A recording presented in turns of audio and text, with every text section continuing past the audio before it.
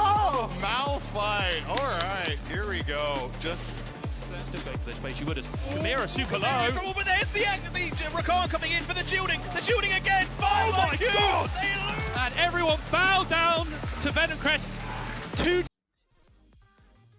Good evening, everybody, and welcome to the Four Nations by the UKEL. We are doing the upper bracket finals right before we head straight to the grand finals. I am extra large today, and I'm AC, joined by Temporal and W King to bring you all the action outside of the Summoner's Rift. And tonight, it is Belfast versus Int Quick. Temporal and W, we're here to break down exactly what's going on, because on paper, this would be a very one-sided series here. It is going to be best of three.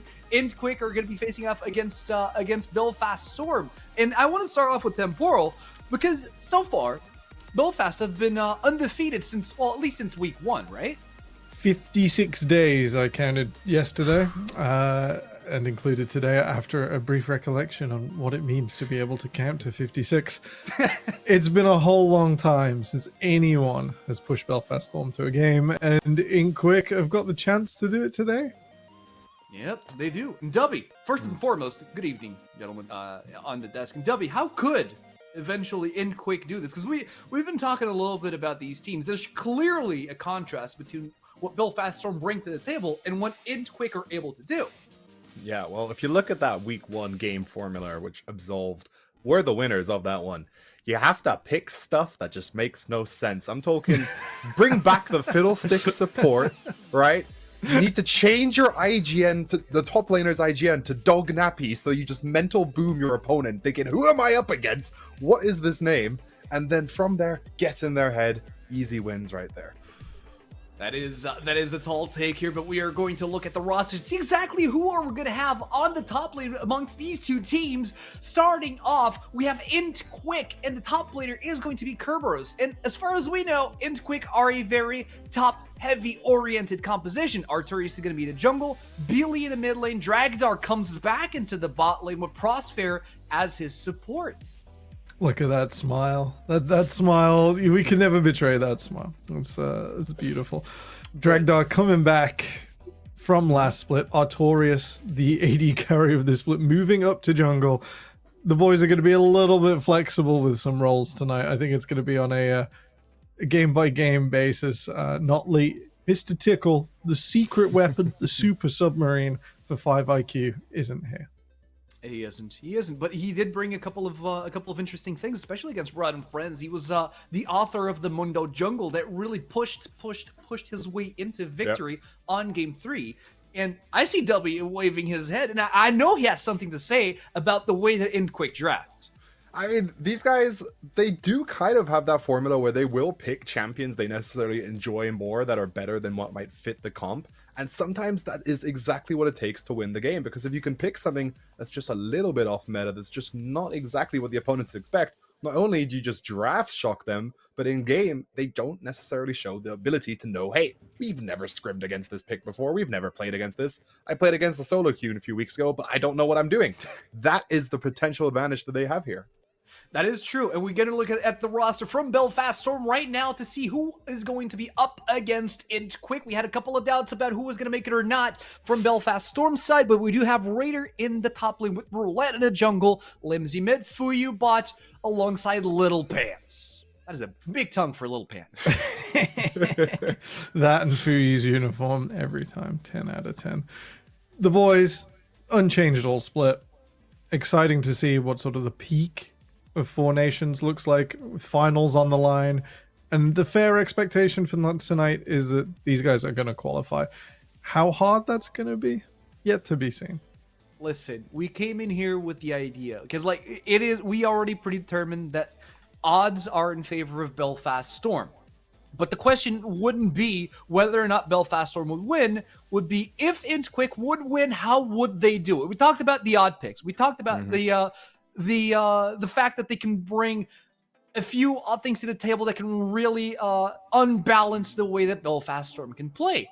But then again, Belfast Storm have been dealing with teams with odd picks throughout the whole split, only having been defeated with that Fiddlestick support. Yep.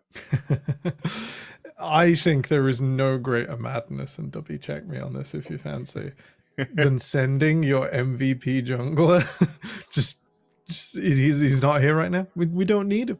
We don't need him. We can embrace the chaos. We can have Artorias play whatever we want, and it's going to make no sense. And maybe that's the weapon we need. What will Artorias bring to the table, actually? I don't think I've seen this gentleman play yet in the jungle. W, do you have any idea what we could be seeing or expecting at the very least here from InQuick? Well, depending on what kind of style they want to go for, especially if you want to try and spice things up in the jungle, you could maybe opt into some of these more aggressive, just early game gank focused picks. Get some kills on the map, catch out Limsey if you can in the mid lane, shut them behind, or even better, shut down this bot lane from Belfast Storm. Don't give a split push of the top lane, just get your own lanes rolling first, and then win through that. Like I talk about the wild card, the reason why this Fiddlestick support pick worked is because he was around the map everywhere. He was constantly roaming, constantly getting the laners ahead, and from that, the gold conversion was all they needed to win out these fights. So wildcard picks aside, it's more so just being incredibly proactive on the map. I mean, yes, but speaking of which, we are going to take a look at the head-to-head to see exactly, or at least us on the desk are going to have our eyes on. The head-to-head is going to be between none other than the supports. It's Prosper and Little Pans, the Fiddlesticks player with, I mean, there's an image of Pyke. We expect him to play Pyke. It wasn't the case so far. But last time we did see InQuick. There was a lot of proactivity with the support role, dodging bullets and going towards topside mid to create unbalances. And this is what InQuick are all about: constant skirmishes that really break the balance, and the ideas that a team might bring to the table here. I think it's good we're highlighting the supports. We got Dragdar back in Indy Carry. Fuyu and Little Pants are UKEL classics at this stage. With that said, it's fantastic to have those big AD carries back, but I think especially with the jungler missing for 5IQ as well, we're going to have this extra step where the supports have got to be large and in charge tonight, and I can't think of two more exciting supports than Little Pants and Prosper, be it on his Bard, be it on Pyke, these crazy things to display this. Considering the meta that also adds the unsealed spellbook to have the extra smite on the table, I mean, we can double down on that idea, right, W? Yeah, there's just a lot of creative options available for both these sides, and both these players have shown that they like these creative things. They can be aggressive, and they can really just, they can rack up the high death sometimes if they really go wild with these engage picks, but they can also be that engage factor that wins the game. So that is also one of the main reasons we went for the head-to-head of this, because both these players have shown absolute excellence in this split. True. But we can't go on to draft without first going through our predictions, and we do have a few predictions. I, myself, went for the safe route, and I wanted Belfast, or I predicted Belfast. It's not that I want them to win. I just prefer to be right sometimes. But we do have the odd man out. Temporal decided to go with InQuick here. Yeah, it's like good to try and be right. Tonight I'm embracing that I think everything is going to go wrong in the most comedic fashion possible. I think we have to have maximum games because it is what 5IQ can maybe do best, is create complete havoc, and in these very degenerated game states, try and figure something out. It's how they beat Broad. The first game was a wash. They picked it up in game 2, and in game 3, that final steal, that final fight, where they really did just pick out a floundering Broad and friends in a late moment. I think we're going to see a similar story tonight. To be fair, in game 1 against Broad, it was a near 40-minute game where they absolutely dominated early, but they kind of fumbled mid-game because they just had no objectives with them. They almost dropped game 1. It was the time. It was a time. Very exciting. Good wake-up call, though. It was a wake-up call. That is true. That is something that they can bring to the table. That is absolutely a possibility with all the chaos that they can bring. But then there's the jungle factor. Jungles are usually the role that really moves around the map. And could a different jungle than what InQuick are used to really make a difference to slow down their game and perhaps help Belfast Storm? That's something that we have to see on. That's true, but their bot lane did just go from like 10 to 100. I think Prospect Dragdar is like a huge, huge deal. We do have a clip ready before we let Dobby explain how this is going to be 2-0, nice and easy, nice and fast. Go grab your dinner. Of just the end, the end of Broad and Friends here. I think we're a little bit further in, or I've selected the wrong thing, which is probably my fault. This is the end of game 3, yeah. It is just the end, and Jay's losing his absolute mind right now because that Spark getting caught twice. It's just people getting stuck on sides. Realm Warp's not connecting. Yeah. And it's just enough. They could just right-click the Nexus, and they can see the line. And tonight, I think they're going to see the line. But it was such a weird comp, man. They had a Olaf top. They had all right, let me try to get this from memory. They had the Olaf top lane. And the Mundo in the jungle. I just know I know they had absolutely no way to hard engage on anything. Oh, they had the Braum bot lane with the Jhin. And they had the You don't need to engage on your opponents if you can engage on the Nexus, though. But how does it work, Dubby? They just right click and run you down, right? Sure, you don't have any of that CC, but you have enough of just stickiness through the slows, through the axes, the cleavers, if the Braum Q lands and the Glacial Fissure. That, like, it's just that there is that stickiness to that comp, and that's the kind of thing that we might see tonight when they do these different drafts, because you'll be like, oh, they don't have any free engage, you'll underestimate them, and then you'll play these fights thinking, oh, they have no CC, it's not going to matter. But it does, maybe you don't need CC if you can still just right click on people, and especially if you can right click on the Nexus, as Temporal said. And that's the kind of hype I'm expecting to see from them. But the consistency from Belfast Storm we've been seeing from this split, All right, excluding that week 1, is what I'm worried about.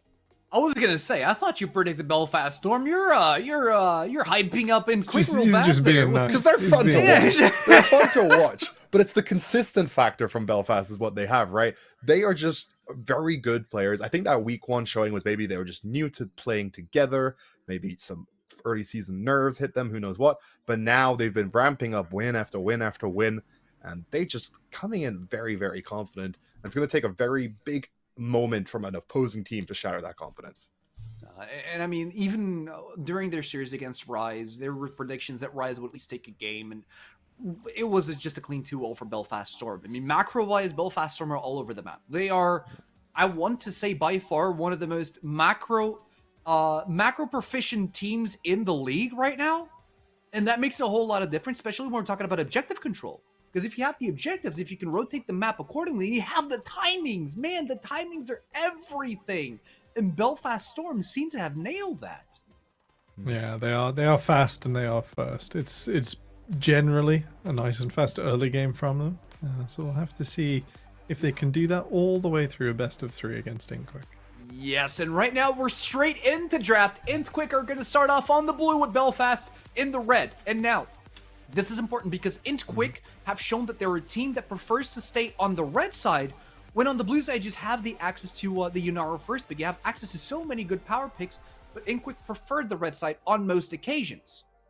Yeah, but now with Dragdar, they could potentially make better use of this blue side. They can pick them a very strong AD carry, get that secure pick gone, and deny it from Belfast Storm. That's what I could maybe see. I mean, we see with the Ezreal band here, Belfast Storm is already respecting this AD carry coming in.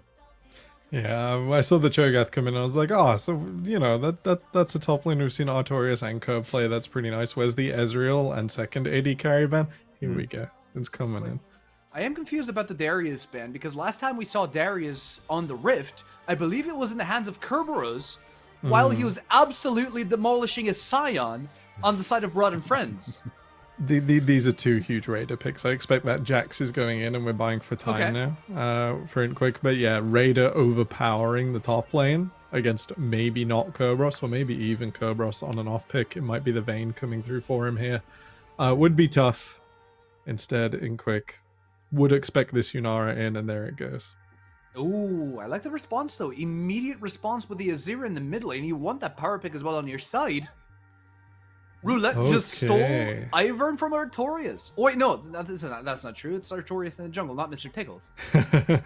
It won't be the Notley special tonight, no. It won't be. Azir Ivan, near unbreakable 2v2 in mid. Exciting stuff. And Belfast Storm not going to let sort of Fearless slow them down here, just hitting the ground running. They like to play through their AD carries through this just DPS damage, and Ivern just really enables that with the shielding, the extra peel that Daisy brings as well. It's a nice pick, however. Inquick here with the Ziggs, giving up some extra damage from themselves. I like that. I extra like that for the fact that they're also cutting out a potential bot lane pick here. They're burning through potential bot laners as they're going through this draft. And Jarvan picked this early on when you have just so many picks available. It's nice because it's not super technical to play Jarvan generally. You do have to have your head screwed on against Ivan and Azir though, because they will happily send you flying. Daisy gets hard to approach unless you're cataclysming people in. And with the wall and the Shurima Shuffle sort of being that big impact when Cataclysm is up, you've got to be really careful. Belfast could just lock a safe AD here. They will do. They now get to defend their support pick. Pretty nice position for them so far. Yeah. But given the context of the composition so far, it looks like Inquick just want to flag drag Cataclysm right into the Ziggs ult. That would be the primary combo, I would say. Yeah. Yep, but Belfast do have some good peeling and shielding. You got the Ivern shielding, you got the Azir there, Shuffle. They could look for some more, maybe get in a late Poppy pick unless Inquick bans it away. As we're seeing a Vayne hover ban, they clearly don't want Kerberos to lock that in top lane. Yeah, I've seen it plenty of times. It is something to fear, so I respect that ban if it comes through. Yeah, I wouldn't be surprised. With the and the Quinn? Took a second. Took a second. So that's double curb. Lots of curb focus in the top side. Camille coming through. I would expect something else that sort of fears these range tops. Mild defense for support. Okay. There's a little pit. There's a little pants champion right there. Rel going here opens up a whole world of you can pick Leona and then say you now have to enchant her. Which on top of the AoE of both of these compositions wouldn't be a bad thing. I wouldn't say it would be, but let's see what Belfast Storm decide to go for here. Considering that Kerberos is already a little bit limited on his pool. I mean, not limited in the sense that, yeah, they took away just 2 power picks from his hands, but there's the whole top lane pool available. Alistair is lucky, and it's not Leon, it's not Thresh, it's the Alistair. It's got a little bit more of a simple gameplay loop. It's the little pants special. He is, it's another one of his in my champs, mind, still number 1. US Alistair. Absolute machine. Would not be surprised if Inquick just Braum up here to match with the Yunara. I think Corki has an okay time if they manage to get onto Yunara here, but otherwise the Alistair will be relegated mostly to roaming, trying to stay ahead of Braum on the map. So the duo with the Ivern is definitely an important thing to look out for, because especially if you have a big top player that can actually deal damage, and I feel like it's something that Belfast Storm should be looking for. Nah, it's locked in. It's in. That is okay. That is not a top laner that can deal a lot of damage, not immediately. I don't even know if that's me. Is that good in Tanar? Is that something I'm not familiar no, it's with? not. It's not. You're just you're going to suffer up until like level 5 or 6 because Nar's just gonna outpoke you and you don't have enough cooldown on your Wither. The wither's one thing, right? I think if you max E and push the wave out, you're not struggling too much against Gnar. But against Mega Gnar, like, you won't complete a fight. It's a little bit unusual, and Raider clearly it's got something on his mind here. Wants to death push, wants to stay at the sides, and wants to see the Gnar like sweat as he moves between lane and team fight, or is like called to a team fight. And Nasus just wants to like absolutely plow through towers in the meantime. Could have probably picked Yorick to do a similar job, but he suffers not even more, I think. Just not being able to mass clear a wave, having to rely on your little ghouls. Exciting stuff in the top lane there. I'm really confused about the top lane, not gonna lie. Because it was just such a fast lock-in. As soon as you see the Gnar, you see just the Nasus just pop. It's like he wanted to play Nasus regardless of what was coming top from Inquick. Or it's something that they just like the matchup. Maybe they just enjoy it. It's clearly picked with intention, right? When it comes out that quickly, they're like, hey, see the Gnar, we want this, right? So yes, Raider likes their side lane split pusher champions, and Nasus can incredibly scale up like that. And as this game goes through, getting the Wither ability onto this Yunara does shut them down pretty significantly. So it has potential there. But what did I say at the start? How does Inquick win this? You shut down Belfast Storm early, and they have a lot of picks that want to scale up. And Inquick, if they can get the ball rolling early game, they have so much winning snowball potential here. So Artorias has some massive shoes to fill if he wants to get that ball rolling in favor of Inquick. Because honestly, he's the only... I mean, he can play alongside Prosphere with the Braum, but those two are the main engine of the team. If those two pieces fail, I don't feel like Inquick have a game one in their hands, but we'll have to wait and see what actually happens within the Summoner's Rift. Are we ready to toss the casters? Oh, wait, go on. I've got news because I'm stalking the League Ops channel in the server. Kerberos and Artorias have swapped. Kerberos is playing Jarvan in the jungle. I believe he's playing Jarvan in the jungle. He's in the jungle for sure. And Artorias is resuming his old position on the Gnar. So this might just be a I'm coming to get you from Raider. Like 1v1 me, bro. Gotcha. All right. So we are ready. I believe we are ready to toss over to our casters because we're not going to be yapping within the walls of the Summoner's Rift. We leave that to the professionals. So we're going to toss it over to Orbital and Nick V to take on that piece of the action. Catch you on the flip side. My mental is slowly crumbling already because we are very excited to be here with this matchup. It's a BO3, and my lord, I wasn't expecting a Nasus. We heard the Nasus come out, and then all of a sudden a swap on the side of Inquick. Everything's kind of going sideways. Nick, go ahead and break it down for me. What do we expect to see here? Well, who let the dogs out? Just came to my mind immediately when I saw like who let them out? Like who thought that was a good choice? But I think Raider is just very confident in his pick. Maybe they know like okay, we have to face Artorias, so we might as well have a bit of fun. But don't underestimate like anyone in the top lane with a Gnar, because like with the range he can just poke you down. He has the movement speed as well. Like yes, Nasus has a slowdown, but with a jump in the kit at the same time, I don't think Nasus will ever catch this mini Gnar. So it's going to be a very interesting bout in the top lane. I will also say I have faced an Ivern top lane before. Super annoying to play against, so we might see the biggest of brains swaps with a Nasus in the jungle. Who knows? We already have one dog in the jungle, might as well have two. Please don't do Nasus jungle. I don't want to see that happen. I really don't. I'm scared. It's one of those moments where you go, if we actually get that, I'm terrified, right? Like there is some secret tech that we don't want to know about. There's some secret tech where you're just sitting there going, things are going to get a little bit out of the way. And for me, that's great. However, on the other side, we have to talk about the fact that we did hear that there is a player swap situation. The information that we got is Artorias is running up into the top lane with that Gnar. On the flip, Kerberos is now moving into that jungle position. And swapping around players, it feels a little egotistical to try and pull that off in your upper bracket matchup. Like, that has to have some sort of, you know, personal vendetta in there like the desk was talking about. maybe, but also they might just be confident saying like, okay, Kerberos, we know you all usually just stomp the top lane. Just go to the jungle, have some fun over there. I will take over this role for you. But again, yeah, I don't think I've ever seen Kerberos play in the jungle before, so I'm not too worried about his jungle knowledge and his pattern of like clearing and ganking, because Jarvan's basically made for ganking.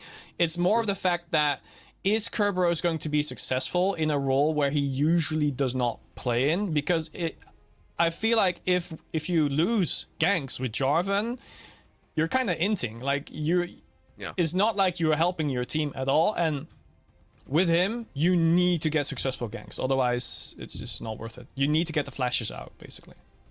I think I agree with that one quite a bit, and that's what leads me to a very dangerous point, because I predicted that there was going to be a couple different victories in there for one of the teams that was not slated as one. And if we can bring up the predictions just one more time, I don't know if we're bringing up the desk ones or ours, but I went ahead and predicted a little bit of Inquick coming around with a victory there.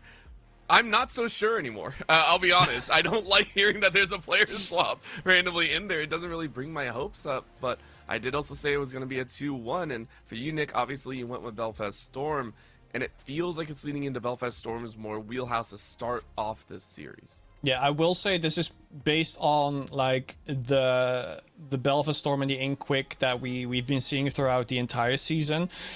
Because Dragdar being in the AD carry, I do think he's better than Artorias in the AD carry, so that might also be like a very big deal, because now suddenly you have a bottom lane that can actually match the opponent in Belfast Storm this time.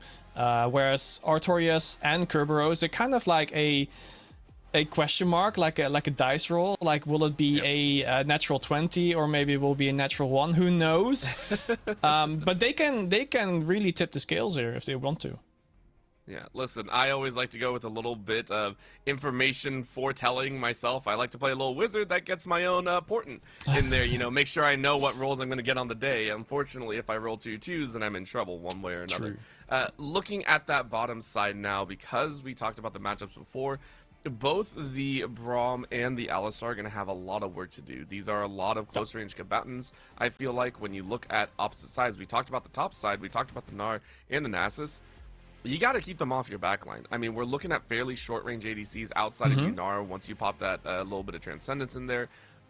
If you stick to either of these ADCs, they will go down very, very quickly. I feel like faster than others out there. Like if you have a Caitlyn, you can get away. You know, well, I wouldn't say get away, but a little bit longer range. Gnar and Corki, if they get jumped on by either of these top laners, you're in trouble. Well, Yunara has pretty big range. I think she's like the highest range hyper carry in the game. I think it's like 525. Should be around that number, whereas other AD carriers, they have lower. In this case, I think that Alistar's job is a bit easier than Braum, because Braum's only role this time will be trying to peel for his AD carry, because there's not much to block for him. Like, you only got the Corki, and like Azir just summons a soldier in your face and starts chopping you down. And Alistar, like Nasus, runs at you anyway, so what is your shield gonna do? They need stuns, they need auto attacks. So I need Yunara to build extreme auto attack speed. Ziggs is not gonna do it. Jarvan's not gonna do it.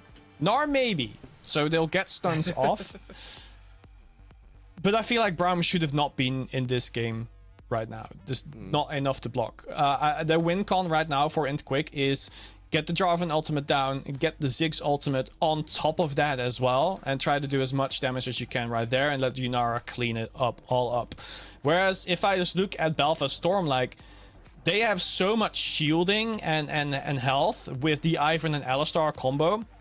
They got Azir to make picks, they got Azir to break down the front, and Nasus does the same thing as well. They will just go for like a front to back, whereas Intquick has to jump in with the Jarvan, and that's where Alistar is in your face. What are you going to do then?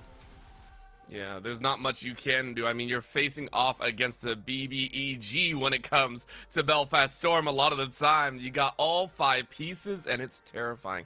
Gotta agree, a lot of shielding and a lot of bottlenecking as we head into game number 1. It is going to be Nasus topside. It is going to be Ivern in the jungle, which, again, makes sense. The start of this game is the interesting part that we are watching for. How well are we going to watch Kerberos be able to play this jungle matchup? Is Artorias going to get a good line on that top side? Because we've seen what Nars can do in a split push or team fight if they get ahead. It's when they fall behind that we get very, very worried. Yeah, he does have fleet footwork up against the phase rush from Nasus, so I think that is Raider's way to catch up on Gnar with the movement speed that he gets from his passive, and of course from fleet footwork itself, plus the hop that he has. So in that sense, if Nasus gets to like get a skill rotation, he will get that speed up to damage Gnar a bit and get the trades off. At the same time, bot lane will be interesting for me as well, because there's no spellbooks. There's only Aftershock and Guardian. So Guardian did get buffed a few patches ago, where it procs, or like it regens faster again, but I still think that Aftershock is the superior one in the long run. Same time, Corki does massive amounts of damage early on with the Conqueror, of course, lethal tempo. For Yunara, I think that will be mostly a farm fest up until level 3, where Corki starts to do more damage. So as long as Yunara can really play like with her range that is bigger than Corki's, she should be fine. But if she ever missteps, that's when Fuyu can just go in.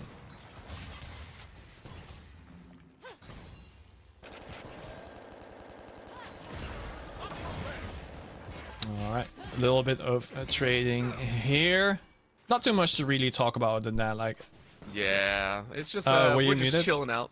No, we're good. We're having fun. We're having fun. Okay. Listen, I really just wanted to let the early game roll out. I didn't want to bother anyone. They're all simply farming, you know. It's Ivern as well in the jungle, right? You don't actually kill anything. You let them go. But you we're also looking at enjoy level 2 on the bot nature. side. You Yes, just enjoy nature. Hear the birds sing. Hear the wind blow through the trees. I understand. And then suddenly fall, you know. There's that side as well, unfortunately. We don't talk about it, but I mean, is even states. He is taking the souls of creatures in the forest, so in that sense. Is it the soul? I thought he just released them. The sweet release of death, yes. Oh god. I gotta go read up on the lore. Now. I'm actually don't terrified know. now. I actually don't know. Maybe he releases them from the League of Legends overworld. Like, yeah, go back into actual nature. Oh, only for like 5 minutes, and then they come back, and you're just depressed all over again, right? And then they're just set back.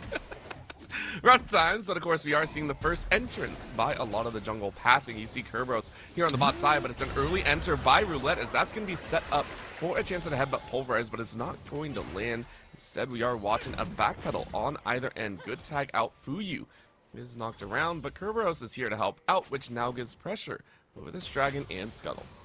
Yeah, he will be getting the Scuttle. There's no way Ivan can really deal with that, specifically because Beely had the push in the mid lane, so Limsey could not follow up on it, could not help out this jungler if he really needed to. So good job by Beely having that synergy with his jungler here, as well as, of course, I think this lane will be perma-pushed in Quick's favor. It will slow push pretty soon, but again, you can kind of get like a cheater recall here if you really want to get your first item before your enemy ADC can go for a recall.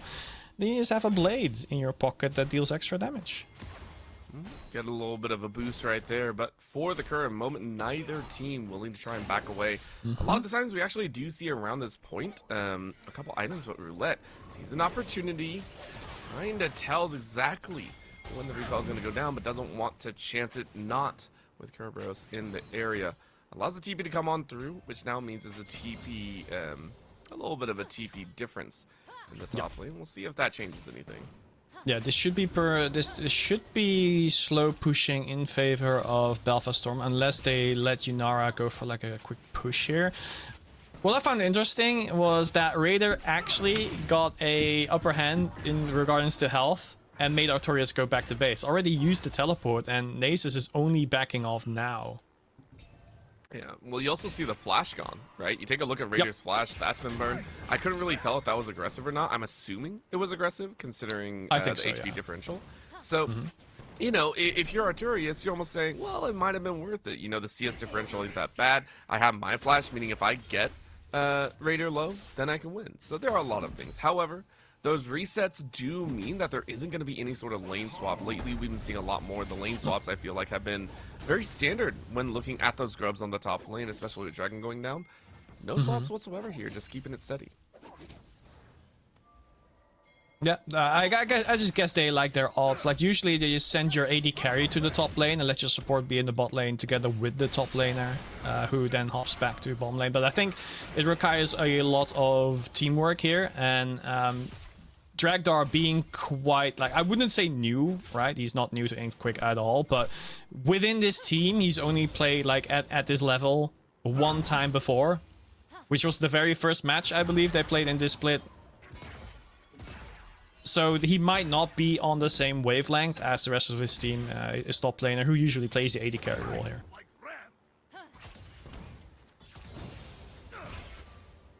Maybe a gank here. Kerberos did scout out, was not spotted by a ward, but he will be now on the Dragon Pit. They will start it off as well, because they know there's nothing to really fight for. Their bot lane has Prio as well, so Ivan should not even be worried to go there.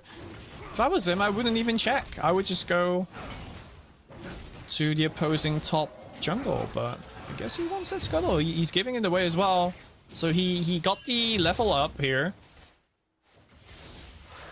But Jarvan did as well. He might be going... No, he's not going to gank at all. See what the bot lane can do here. Still on the ward. So no lane ganks either.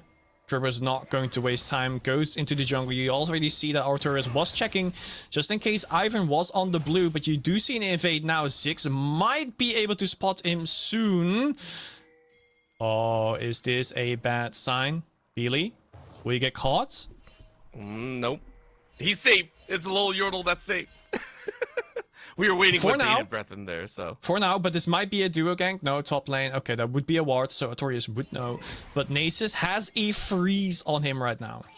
Yep. I And mean, this it's gonna push. It's gonna push. It is, but it's still nice. Anytime a Nasus is, I always say whenever these stacking champions come about, staying even in the CS department, great. Getting a lead in the CS department, even better. Because whenever you see these champions come out, it's all about the, well, we're going to be annoying. We're going to try and keep you from farming. That's the whole name of the game. I mean, you play Scion. You know this for a fact. What am I even saying? You play Scion. I mean, I don't play Scion with a freeze. I just go into the enemy back line. There's something completely different.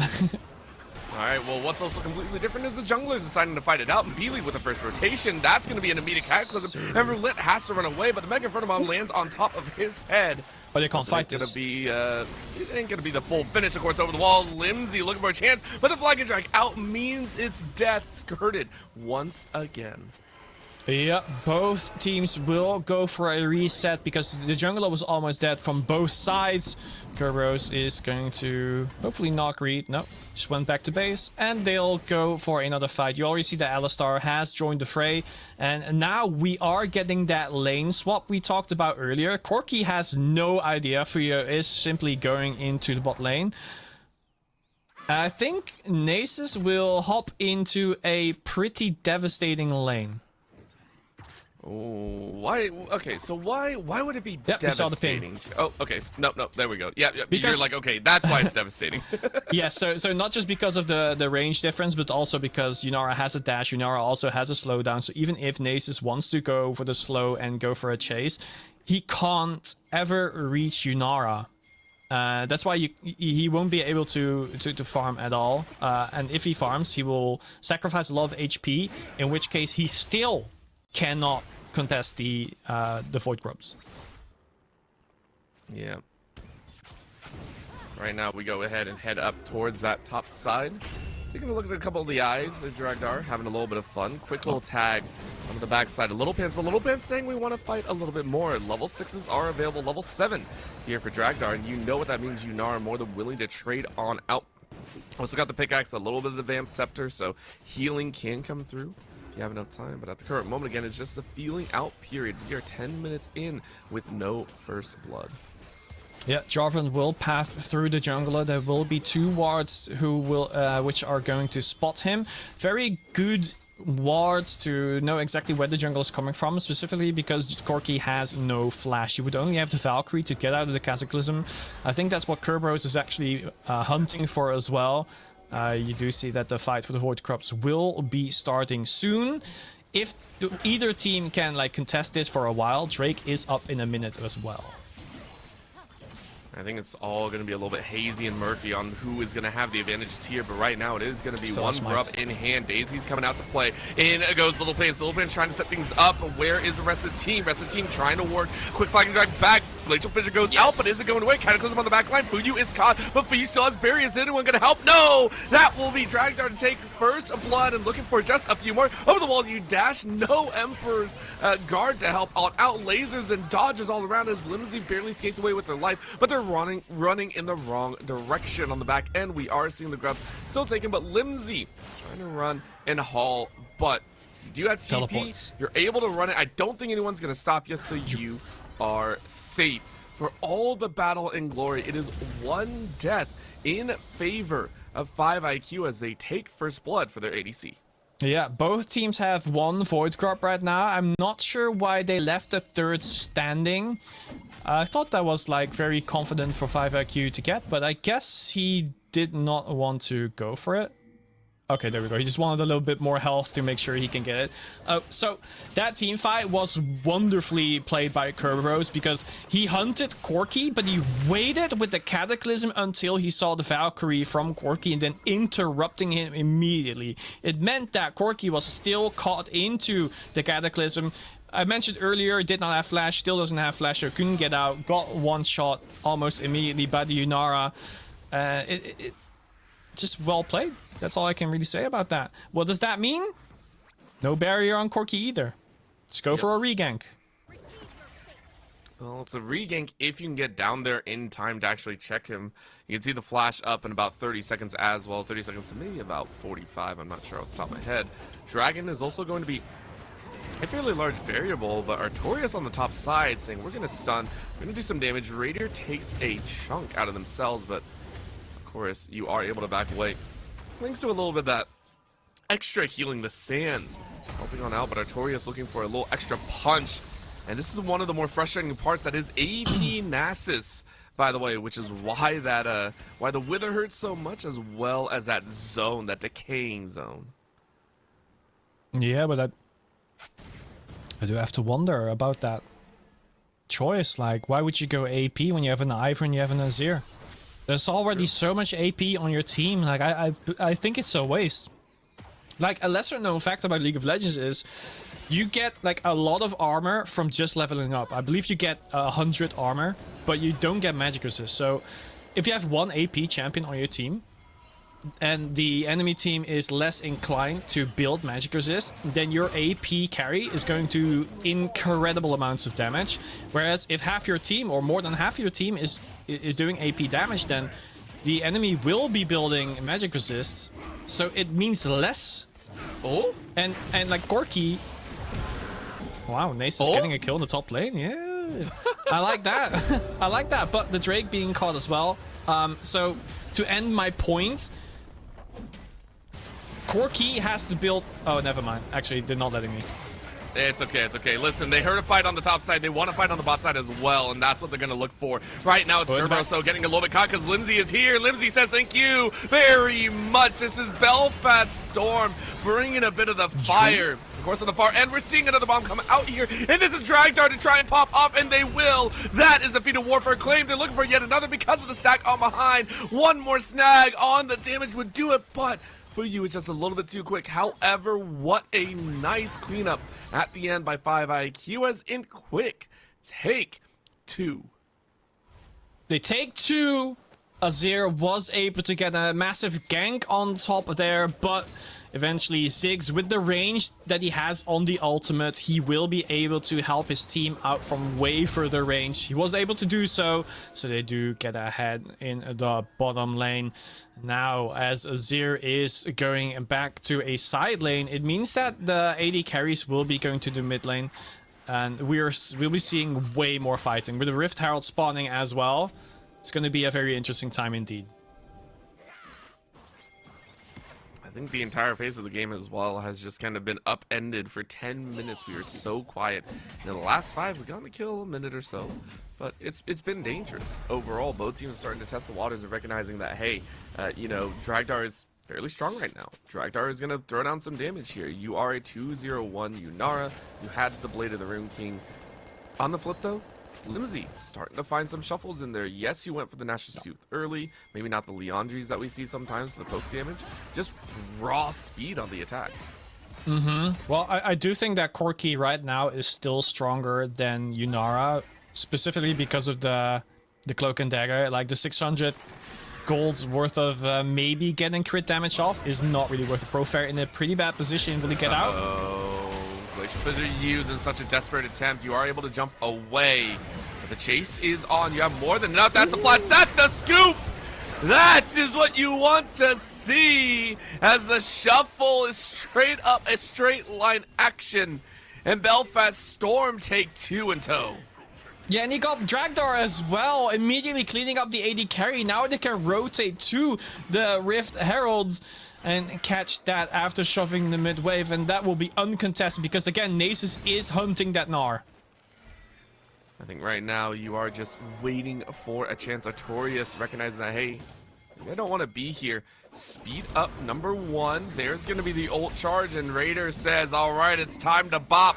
And no one's coming to save you. What a chunk, Raider. Already slamming it down. That Blackfire Torch is only there as a first item. The rest looking like a Triforce. Yeah, has a sheen as well, so his Qs will just do extra damage. You saw that Gnar was nothing more than a minion to Nasus here, and they will get the Rift Herald right here. Unless they actually just back off. They want to kill, they get that kill before anything else. This has been such a turn. I love it. And this is the Belfast Storm that we kind of know and love, right? This is the squad that has obviously topped the charts, and why so many that are going by analytical standards are, of course, seeing them be the victors here in this upper bracket finals. They can only continue. They said, hey, you went ahead and lane swapped. You put Kerberos in the jungle. You put Artorias in the top side. It obviously ain't working. You're losing way too much control over these global objectives. Oh, Herald down to about 700. It's going to be close. That is going to be a smite away by Roulette. And that now means Kerberos can do nothing but be lost. Flashing into enemy side jungle. Will be able to get away neatly. Oh my god, is it danger all around. Limsey now on the chase. A quick portal ain't gonna work. A final stab brings Limsey to a kill of his own. 2 for the Azir. Yeah, very fast reaction, but they have to work and worry about this tower. Will be destroyed. Gonna continue. Once again, it is Crossfair who is caught in between that rock and hard place. And the Shades could be on. That's Glacial Fissure use. Heal comes out, trying to speed everyone up here. It looks like that is enough speed to get them up to safety. So, 5IQ able to at least take one of those towers for themselves. Raider now in another duel, and yet still gets to walk away with their HP. Yeah, I feel like you could have popped the Rift Herald mid lane, get that tower, and at least trade it, but they opt to not do that. Wait, who has it? Did they? It's in the hands of Alistar. Okay, I was wondering, like, I just saw Ivern in the mid lane, like, just pop it, and I was like, wait, where is it? Alistar has it. Alright, then that is a champion that had to base real quick, but now they are pushing mid lane. You don't really get to summon it now without it dying before it even gets the mid tower, so in this case, better to keep it and potentially use it to gain some pressure in a lane you would otherwise not, while you get an objective. Right now, Dragon should be going contested. We're gonna try. Daisy's not out just yet. There's gonna be Daisy helping out with the rest of the team. But the bushes are causing too much of a problem. Kerberos has to drop that flag to see inside, but it's gonna be too much of a challenge here. And that's gonna be in goes Little Pan saying, yes, let's go ahead and fight. I have the Herald, I have the power, I have the kills. Fuyu is on a killing spree. Cataclysm only locks in their own demise. Dragdar's trying to stay alive, but death and glory is only for Belfast Storm. Raider flashes for the last little Yordle, and you outrunning this. Thankfully, the satchel keeps you alive, but Belfast Storm, they take 4, lose 1, and look to storm the rest of the map. They use Alistar's HP tankiness to be the front line to get engaged for free, and then they just shred through everyone. Raider walks everyone down. No one can contest him. He just walked in 1v3, got 2 kills, and still chased away the Ziggs. They get a tower in the bottom lane as well. That's a massive gold swing in favor of Belfast Storm. Only going to continue as well with a little bit of carry now that they stop the dragon stacking as well. Speed is the name of the game. Crossfair is quite literally just chasing that. Glacial Fissure was just kind of out there, and I feel, well, I'm sure even in Quick are feeling it, this kind of need to speed up the game, try and get those catches, try and get a fight in their own favor. They need to find someone who is alone, like an Azir, like a Nasus, and instantly go for a kill, then get a neutral objective off of it. Like, the Atacon right now is on the map, so you could go for a play on there. The Corki is together with the Alistar, so it's not a champion you can easily gank. Alistar can just knock you away. Corki has an escape built in, has the flash up as well, so pretty difficult. You do see that they are trying to get a play on the top side, but in the meantime, Nasus is pushing down the bot lane turret, and I don't think Artorias can contest him. I I think you'll see it now. Yeah, He said it's- Q and half his life is gone. we were watching and we're like, we already kind of knew this was gonna happen, but it hurts to watch it either way, right? Yeah, like Raider yeah. just goes pop, and you're like, yeah, we kind of knew that was gonna happen one way or another. It's like the horror movie when you're like, no, don't go in that house. You'll die because there's a spirit, and they're just like, let me enter this house. It's probably safe, right? Let's split it up, gang. Yeah. I heard a funny thing about horror movies as well is no one knows they're in a horror movie until the first death, right? Like those in a horror movie don't know they're in one. At this point, Inkquick know they're in a horror movie, and they're willingly walking towards that door. The Otacon currently about half HP. Bushes are open, but it is Belfast Storm that are once again kind of tailoring and keeping space. In goes a ward. They are able to spot out a little bit more. Otacon down to about 4K.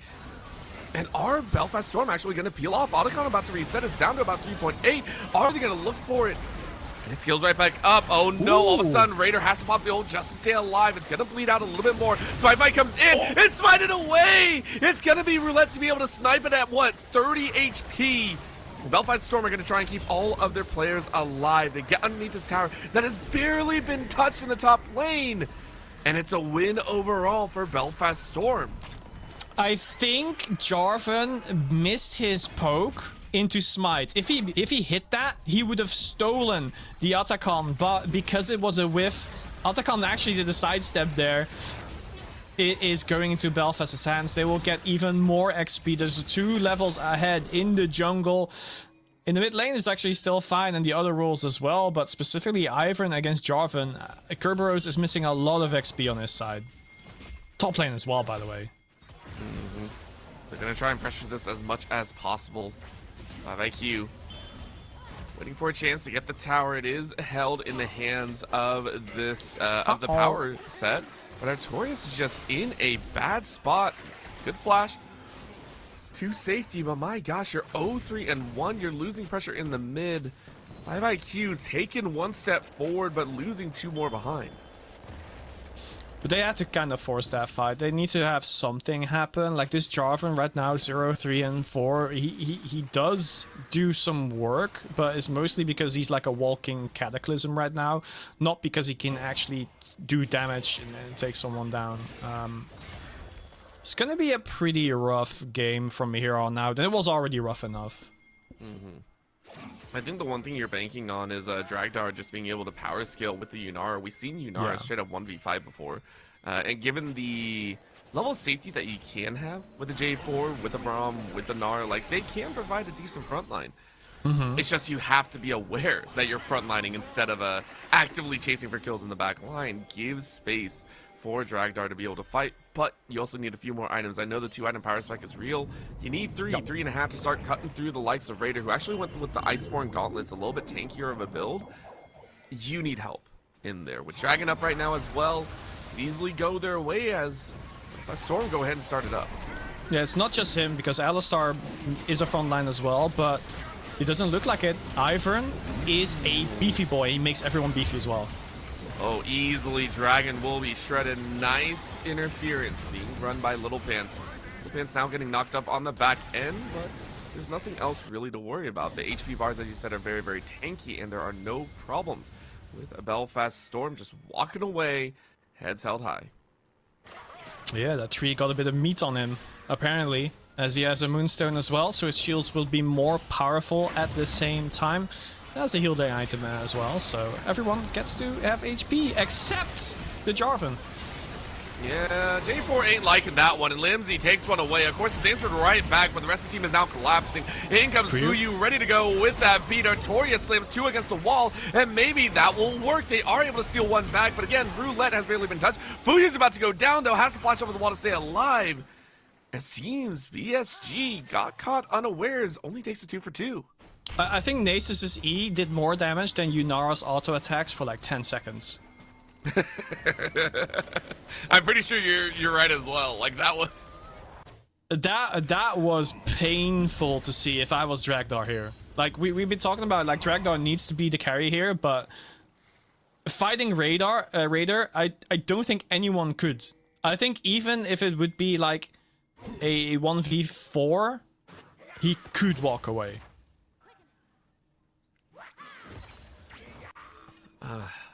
we really do have to kind of sit there and ponder if it is possible now. For 4 or 5 IQ, they have to find almost the perfect fight to stay alive. Knight's Vow available. Crosshair has placed that onto Dragdar's back. This is going to be nice to hang on to, but with the Baron currently up, it is all about how you play these battles. And honestly, the Otacon fight looked messy. Dragon fight looked messy. Baron, I'm sure, is going to be extremely messy. Like, all of these are things that we got to watch out for right now. Do you think... Let me hold that thought. Okay, do you think Serpent's Fang would be worth it to buy as Yunara here? Ooh, I don't even know if it fits into the build. That almost sounds like a very tail-end pickup, right? Yeah. Like, you don't really have a choice. Either way, we're not going to know for a while because he just completed that grievous wounds in there. So right now it is all about just keeping Crosshair alive. Another shove though. The scoop grabs 3, and it's so clean yet again. Limsey denying all retreat. As Belfast Storm clear the way for an easy Baron take. They just say, no, you cannot pass through this area at all, except with help from Azir into the enemy team. They get swiped up immediately. They get the Baron, and now they have push in the mid lane as well. The minions are there for the backup, and they should be able to break the mid inhib real quick. I mean, honestly, the only thing standing in their way are 2 little Yordles. Those Yordles ain't doing much. A 1-4 and 2 Gnar, a 2-0-4 Ziggs. Tower will be broken. That's a possible chase back though. Taking a look. Little Pants waiting, but that's going to be a catch and a half. Shielding helps out, but down goes Little Pants. Raider TP straight into the middle and says it's time to rumble. TP late by Limsey to drop the tower as well, but they fight straight into the back line. Great shutdown coming in for Kerberos, but the damage back is real. Round 3 is here to dance, and it's Limsey to take 2 more. Raider says, let's go. I don't care if I lose my life. And Beely says, well, you will lose your life no matter what. So at the end of it, it's a 3-for-3 shutdown gold in favor. But the base is broken for opportunity. 5 IQ get a much needed injection of gold. They should be able to just keep pushing mid here and threaten the inhib turret. Well, they just get everything else on the map. Like, Drake is spawning in a minute, so they should be setting up for that neutral objective right now. It will put any of these teams on soul point, and that is going to be very important moving forward, because whoever gets that soul gets to either get back into the game, int quick, or just stomp the game even more, Belfast. It's just the question of who is going to do it. At the same time, if int quick tries to fight for this dragon, you will probably have either an Azir or a Nasus, so just running down mid, getting a free inhib. It really is going to be like that. You have to watch your back the entire time. Wave now pressing into that mid lane, straight into Limsey's hands, who clears it so quickly. Extra gold, not like you need it. You're 3 items deep, and at this point you're just building into that Rabadons.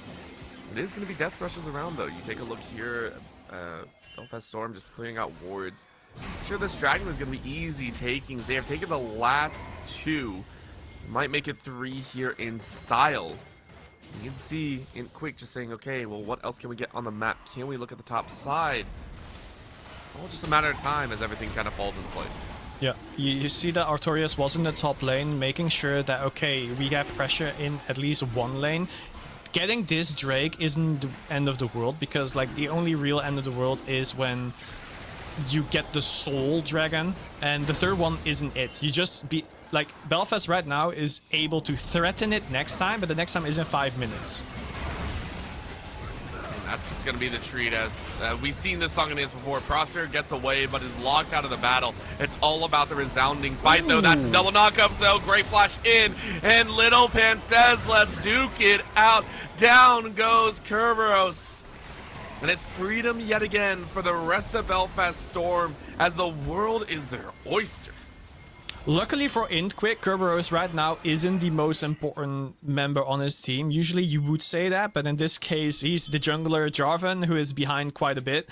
He's not that important. The most important thing is int quick being able to still clear the minions.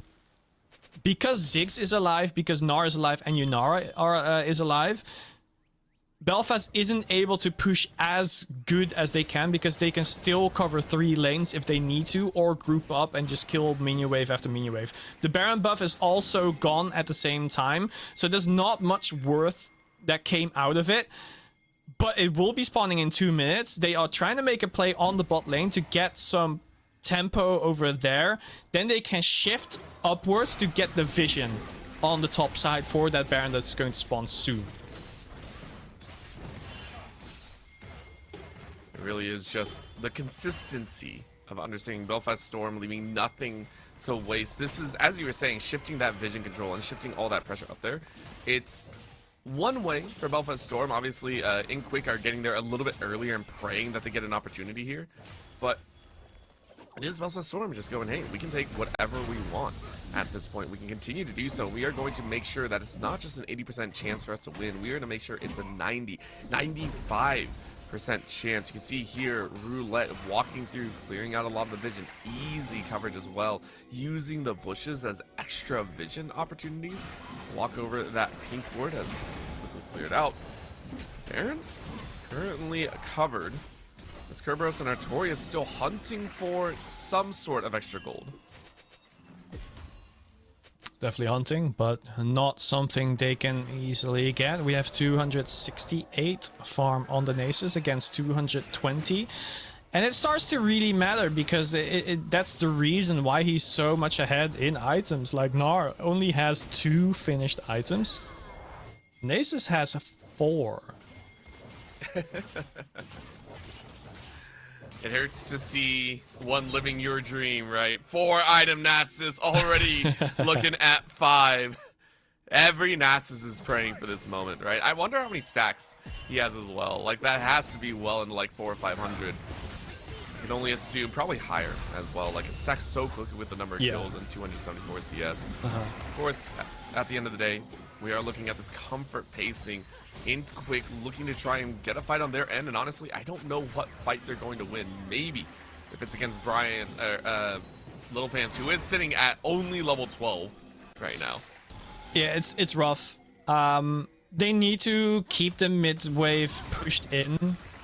Because otherwise, like from mid wave, you can rotate easily to any other objective, be it a lane, be it a neutral objective. Whereas if you go into the side lane and push there, it's harder to go to the other side of the map. You do see that Artorias is doing exactly that. He does have the teleport up, so he'll be able to join pretty quickly. At the same time, top lane is also pushing in favor of Belfast Storm. Beely potentially caught out. Raider popping the ultimate. I love this so much. Just rush on down with 612 stacks. You are going to set foot in the domain of gods.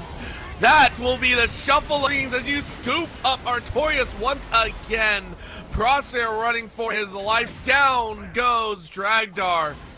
And there's really no one else to maintain your battlefield. Beely's gonna try and do their best, but they're only level 17. A nice bomb over the head of Raider will take down Roulette.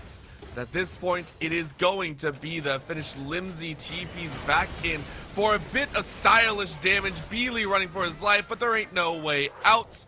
With no wave, it'll take another 20 seconds, but I love that the supports Crossfair and Little Pants, the 2 we have watched consistently be annoyances and be the stars of the show, just running themselves around the map right now. Yeah, Corki is hunting as well. I think Nasus will be in time to actually get a Q on that Braum. Oh, no, there's Corki. Oh no, it is. Oh no. Oh no. Wait, did he straight to the waiting arms. Another couple stacks for the Nasus. Crossfire, why did you press heal? You ain't What a living that, waste of Bob. a spell. Like, it gives you so much healing back, and you get a speed boost as well to use when you get popped out again. Oh no. Okay, I was like, oh no, please don't give it. It's gonna be another slam into the wall, as that is gonna be a dragon steal away, though Artorias was able to hang on to it, so we are at 3-3. But it's still death on the back end of the map, and honestly, you don't care about the Baron. This is Belfast Storm saying, let's go for the end. Yep, 5 full health bars up against 2 carries, 2 squishies. Nasus will be able to just run them down. He will go for it immediately. You really want to deny those Magi Soul Stealers stacks in there, and you just want to take those 11 away. However, I don't think it's going to happen. It's a chew through the towers. We are punching through to game number 1 of this best of 3 as Belfast Storm continue to dominate this playoffs.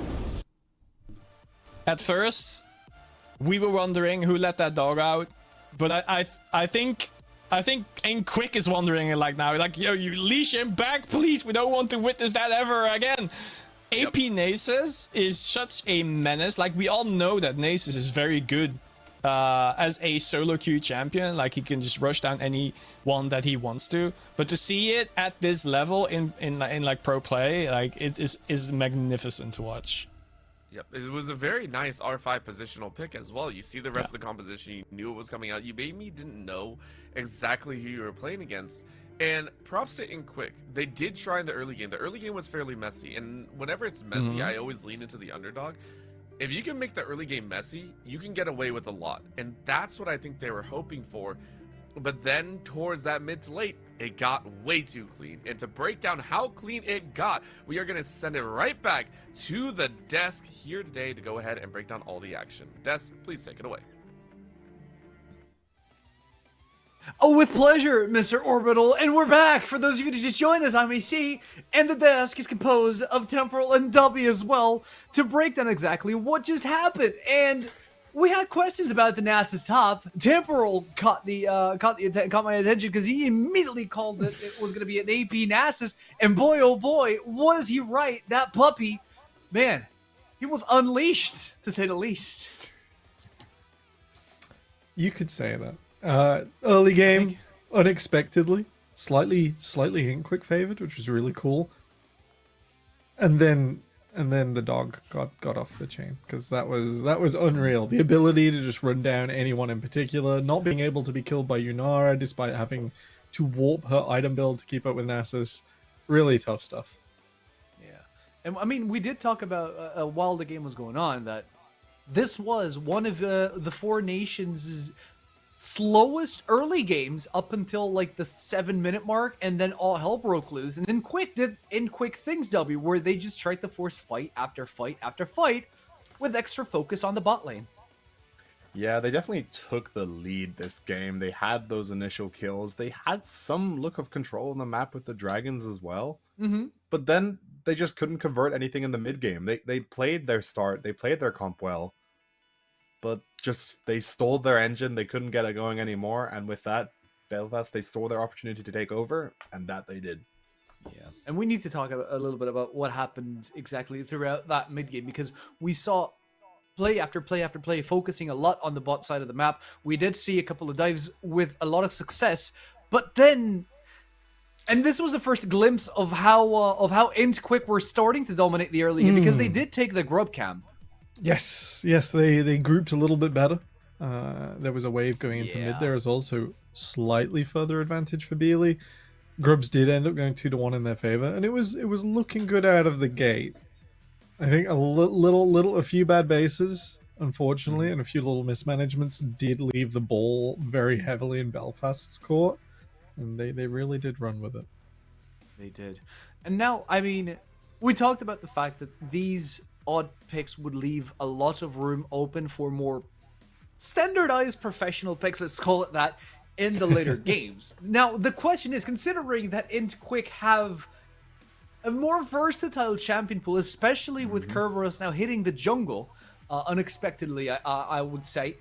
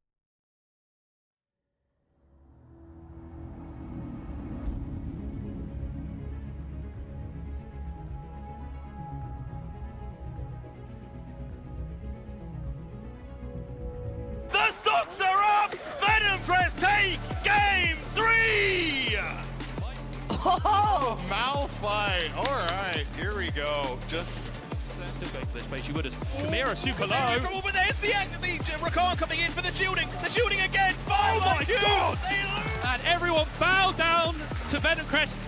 Two-time champions. Bow down to Jay. And we're back, ladies and gentlemen. Did you miss us? Because I sure missed you. And we are here for game number 2 of the upper bracket finals. And we made it. Temporal made it. We're still here. MAC, for those who just joined Zoe us. is Temporal. merciless when it Yeah, comes to you're breakdown. either here or you're not. And let me tell you, we're all here. And we're right on time because it's 1-0 for Belfast Storm. One step closer for the grand final. Oh boy. So we already One got more. 10 picks out of the way. One And, more, one to go. Is it one more though? Is it really one more? Because a lot of people are asking for at least one game out of Endquick. If it wasn't last one, I don't know if it's this one. They had everything set up. Funny comp from Yeah. Belfast Storm, lead to their side. Like, everything was there, but they didn't complete it. So if not that game, will Belfast Storm give them another opportunity now? I don't think so. I think if you have to try and think about a composition that has to play probably into Limsey Syndra or a Raider champion as a whole, and you have to like shape it as Inkquick against 5 bands, I think you're in trouble. I mean, we already saw Mr. Raider in chat, Mr. Chef Raider in chat. He said some things about the NASAs, and I'm honestly very curious to see what else we have in store here for this chat. Because honestly, if we're talking about big wombo combo, easy to execute fights, there's still a lot of it on the field here. Orianna is still available. Nocturne with the Orianna, Wukong, any ball delivery system you can think of, it's still available. Xayah Rakan as well. There's just a lot of things that these teams can still explore because the first draft was just odd. You know, you saw the Yunara, all good. Saw the Those Azir. those champions are great at coming together. However, the weakness in the first game was we had these setups and champions that could do these things and had winning lanes that were winning for the first 12 minutes, and then after that quickly slipped 20 CS behind, quickly slipped 40 CS and kills behind, and it didn't recover. Orianna, you can just about get away with it if you fake her, but like Xayah Rakan, you can't recover a 2v2. We need the drag dart Ezreal, and we're definitely not getting it. Nope, it's already taken out. Inkquick on the red now, like we discussed in the previous desk. Inkquick are a squad that does give a lot of preference over to the red side, curiously enough. But hey, we'll have Both to see of these these, bands go. Now, I was going to say, you know what pick might be left open, and it could be Inkquick's choice? Fiddlesticks. It's the only thing we've seen all split. Let's take it down Belfast Storm. You know what? If there's another team I trust, just pick it. Do it, you It's Inkquick. cowards. Yeah. Do it. I Maybe want it just nothing to strikes do fear with into that them. statement, honestly. Absolutely, I take no ownership or any ownership over that. But still, we already have the Cho'Gath band as well from Kerberos. The question here is Kerberos going to still be playing in the jungle, or is Artorias going to take up that role here? I think we're not going to find out till champions have come through. Oh, They're in a real Inkquick's difficult banned. position. Vayne at least is open now. Belfast had to throw 4 bans into suppressing Kerberos last time. I would not be surprised if it's going to be the case again. Listen, Belfast Storm already have the ball delivery system. All they need is the ball, but Inkquick pull the trigger before them, and they take away the ball. I mean, it's Perhaps? a good pick overall. I mean, it's something they've done before, and Billy could definitely, you know, they looked very good last game on the Ziggs. They just couldn't get much rolling, so maybe that's why they need this bowl to roll a bit more.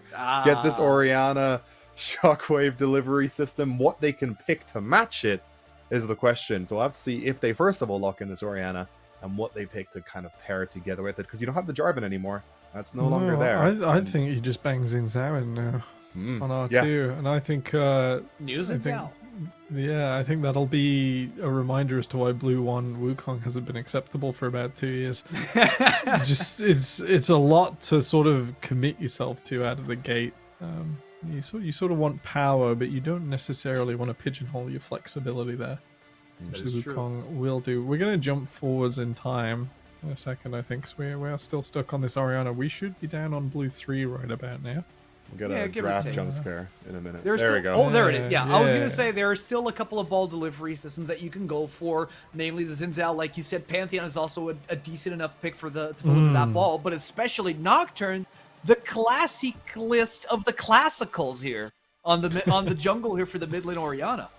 Yeah, point click, can't miss. I like the Leona as well. It's going to struggle in lane into the Nico, no doubt, but it does give you that big one button that is completely inescapable. Has to be flashed, has to be reacted to, demands that you do not take it as it comes. Second phase of bans, I'm really interested that Zaya's gone missing. That's a bit unusual. I think They don't want the Dragdog... Zyra Rakan. I mean, since the Leona's already locked in. What I am seeing though, I just realized from Belfast Storm's side, so they don't have a ball to deliver, but they have champions to deliver. So the Wukong goes in and immediately they have the Galio afterwards. Mm-hmm. Yeah.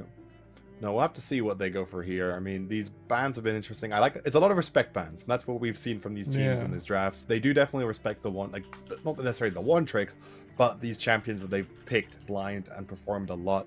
And now InQuick will have this opportunity to really shuffle around who goes top, who goes jungle here, because they can get that last pick going. I say, as we do see a silence, so it won't be necessarily a top lane last pick, and they will save that for their AD carry.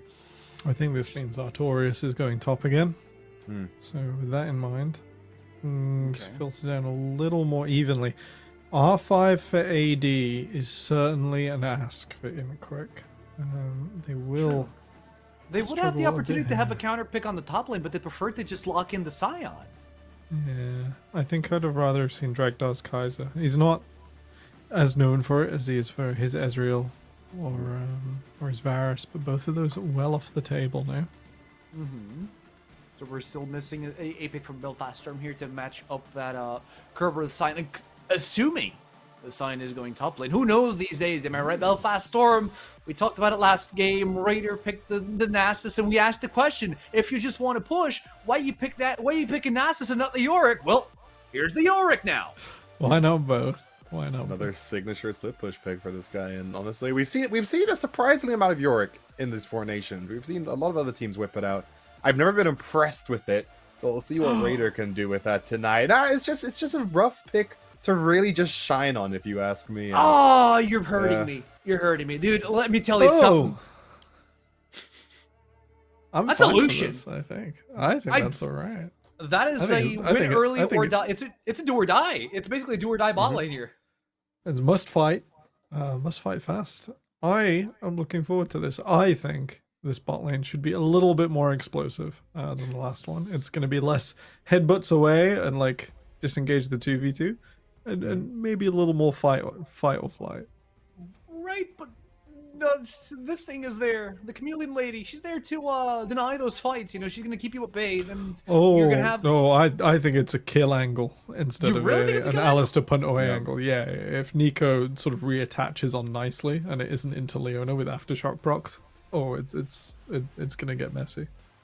Fair enough. Now, Dubby, because I want to defend my boy Yorick, right? He's an incredible champion. I've always loved him, and he has been seeing a lot of international stages across the globe. Okay, he has been available so many times, and he's been played so many times, especially in best of fives. That is incredible. I love to see him on a game too, because what are you gonna do against him? What are you gonna gank with? A Nocturne? Please. I have nothing against the pick. It's more of just the people piloting the pick where I've had the issue with. It just hasn't impressed me. So, you know what? I will happily be wrong as we come back to this desk later after the game, once this guy goes 20-0 on that pick, and then he will at me in chat saying, W King, you're an idiot. I am ready for that. Give it a go. Why not, Raider? So come on, buddy. Show me what you got. I'm already topping down the message for him. But hey, I want to ask, what is the angle for InQuick here? Because we saw the Leona, we saw the R5 Lucian. It was an odd pick there for the Lucian. It was an odd pick to go for the Sion blindly into the top lane. What would be the angle here for InQuick if they want to take us to game 3? Go first, go fast, get that bot lane 2v2 ahead, and then afterwards, the Nocturne sort of has to play for himself. We have to get that combo online as fast as possible. Orianna will, of course, hit level 6 first as the mid laner. But as a jungler, you got to be that little bit opportunistic. I think they came together around Grubs really well last game. And if you do that with Orianna and Nocturne now, that's going to be a lot better than like Jarvan going first and getting some flashes and advantages and then like kind of doing it again.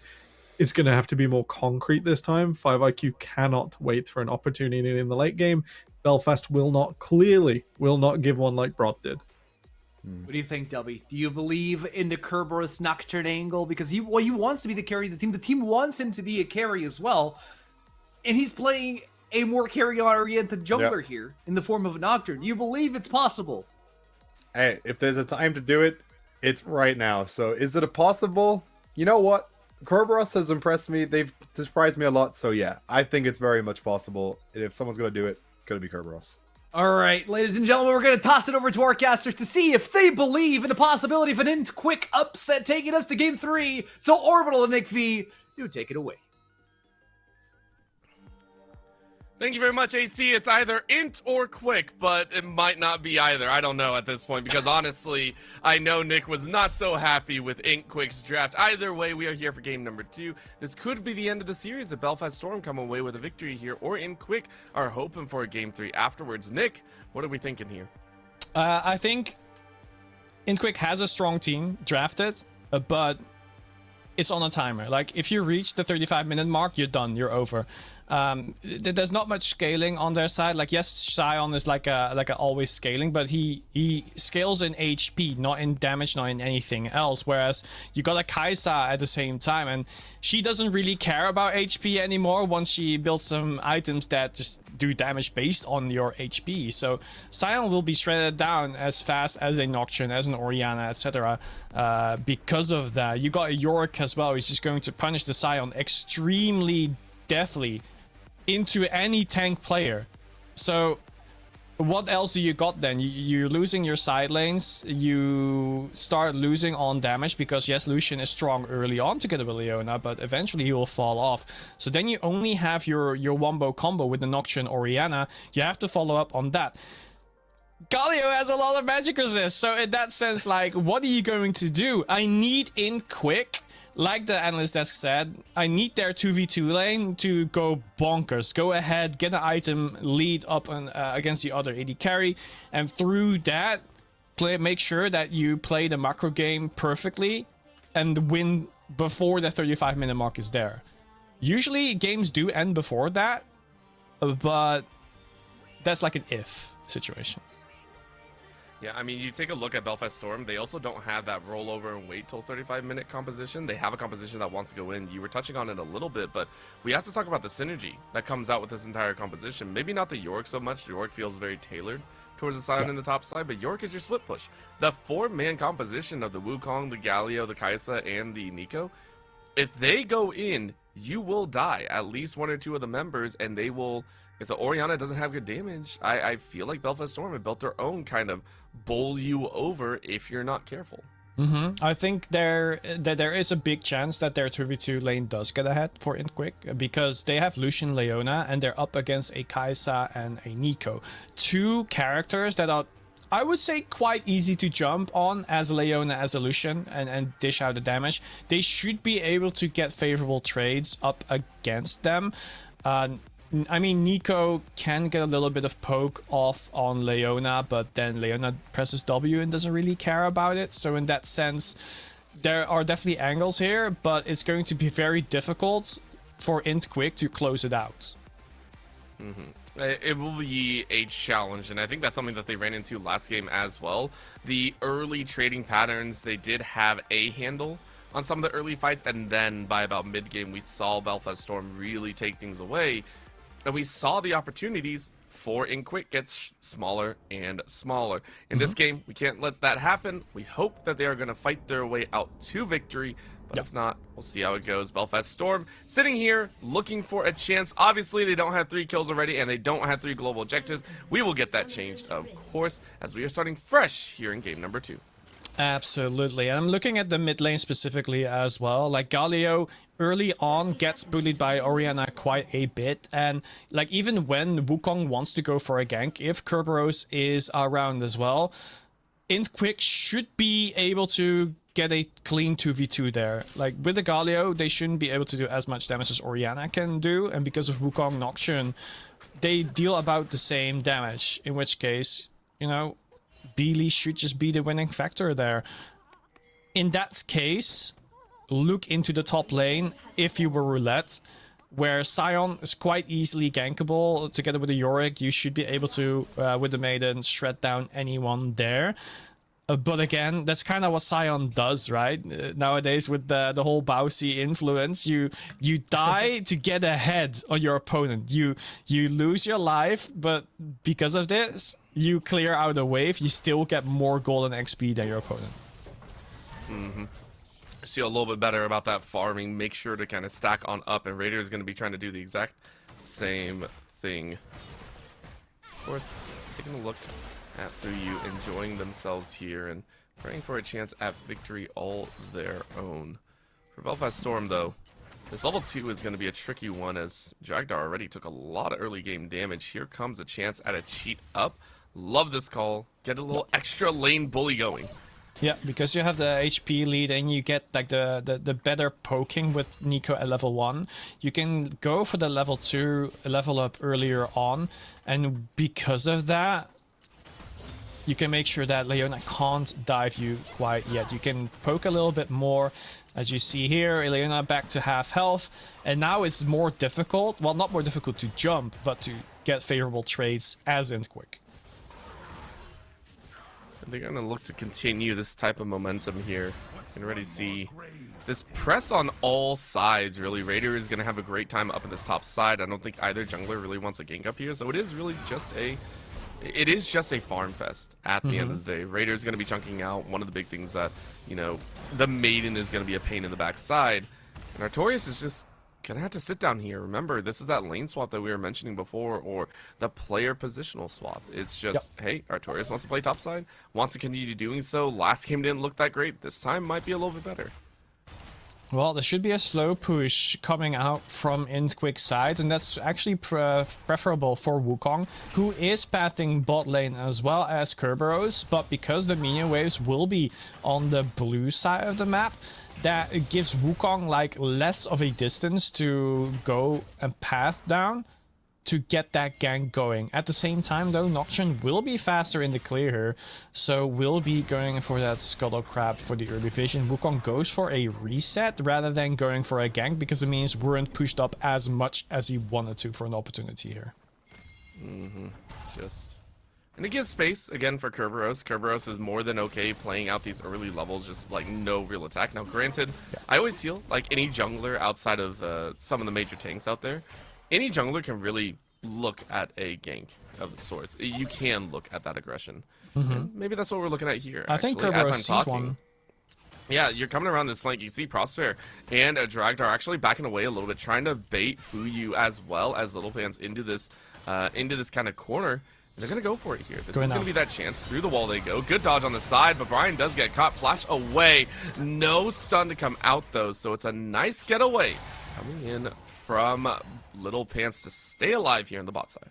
Yeah, Nico had to use every single summoner spell there, so it's just a flash for 2 summoner spells for the side of Int-Quick, so it's definitely still worth it. At the same time though, Wukong, because of this, has gained tempo. He already has items. Nocturne had to go back into the base because of it, and the mid wave. Actually, Azatorius might die here. It's a lot of chunking. Flash only from Raider. And it is going to be a kill. Already disaster striking here. And I hate saying that because you never want to give a Yorick a free kill like that. Oh my lord, what happened there? It looks like it was a dive on in as well. Yeah, flash gone from Lucian, ignite from Leona, and a flash from Kaisa as well. Didn't use cleanse actually to counteract the ignite. That is crazy from Fuyu. It's rough goings there, really counting out and making sure that they are They're perfectly in line, making sure to save those summoning cells as much as possible because they will be necessary moving into that level 6 range. Either way, though, you took a little punch to the backside. I believe lost a little bit extra, but this top side, we're watching it. And Raider is having an exceptional time here. Gets another catch as well. Level 6 is available, but you don't want to burn Maiden just yet. Just get that extra damage, and Artorias is already at 50%. Look, this is why I ban Yorick. Always, if I'm planning on playing Sion. Like, Yorick is such a pain to play against as a tank because he does not care about you. And those little gremlins, they will jump you and shred away so much HP. That Maiden just standing there as well. It's so much passive damage that you cannot really fight against. It's just ridiculous. It's one of the more frustrating aspects of this game is watching a good York be able to dance and make you unable to play the game. Of course, right now we are seeing this jump on in as in comes the Grand Entrance, and all of a sudden Kerberos can't follow. It was a bait against a bait, and it is Belfast Storm that have the better bait at the end. Well done as they gather their second. Yeah, Bailey was actually planning on moving towards the bot side, but they were like, nah, let's actually not go for it. It's at the same time also a waste of time for Bailey because he could have been pushing those minions back into the turret earlier on, so Galia would miss more XP and gold. But, you know, a loss is a loss. You just take it, you think ahead of what to do next. You do see that the waves are reset. Limsey wants to go back to base as soon as he can, spend a bit of gold, and get at least like the half item up first. Get some HP and mana back as well. Really? It just feels so good. You can see the pings going down as well right now from Belfast Storm saying, hey, in quick, we know that you have your Nocturne on the top side. We are going to start invading as well, getting a little bit of a bully status, but the meeting of the minds is a little bit different as it's a chase upon chase here. Kerberos recognizing that, hey, I don't really like to be here. Good little toss. No extra and a flash out here. No extra minions were truly available, but it's enough to force Kerberos off.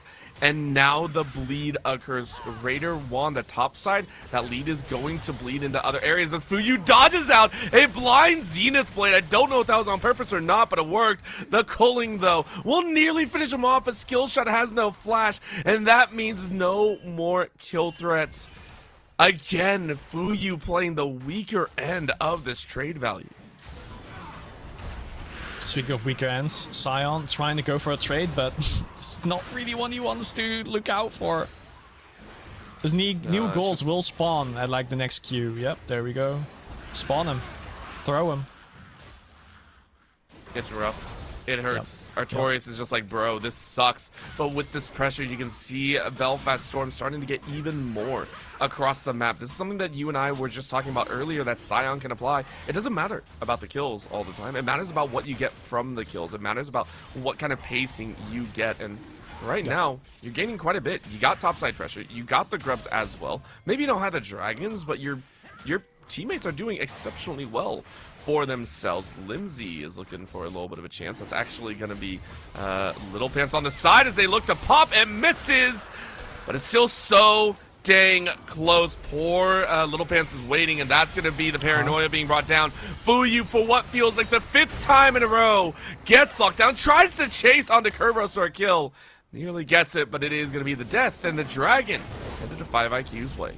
Yeah, the cleanse was down, so the fear was not able to be dealt with by Fuyu here, and that was the downfall. That is why Kerberos had an angle to get a kill there, gifting it over to Dragdar. So that's something he will like. We were wondering about, like, okay, is this 2v2 lane going to get ahead at all? And right now the answer is yes. So the win condition is activated for Intquick.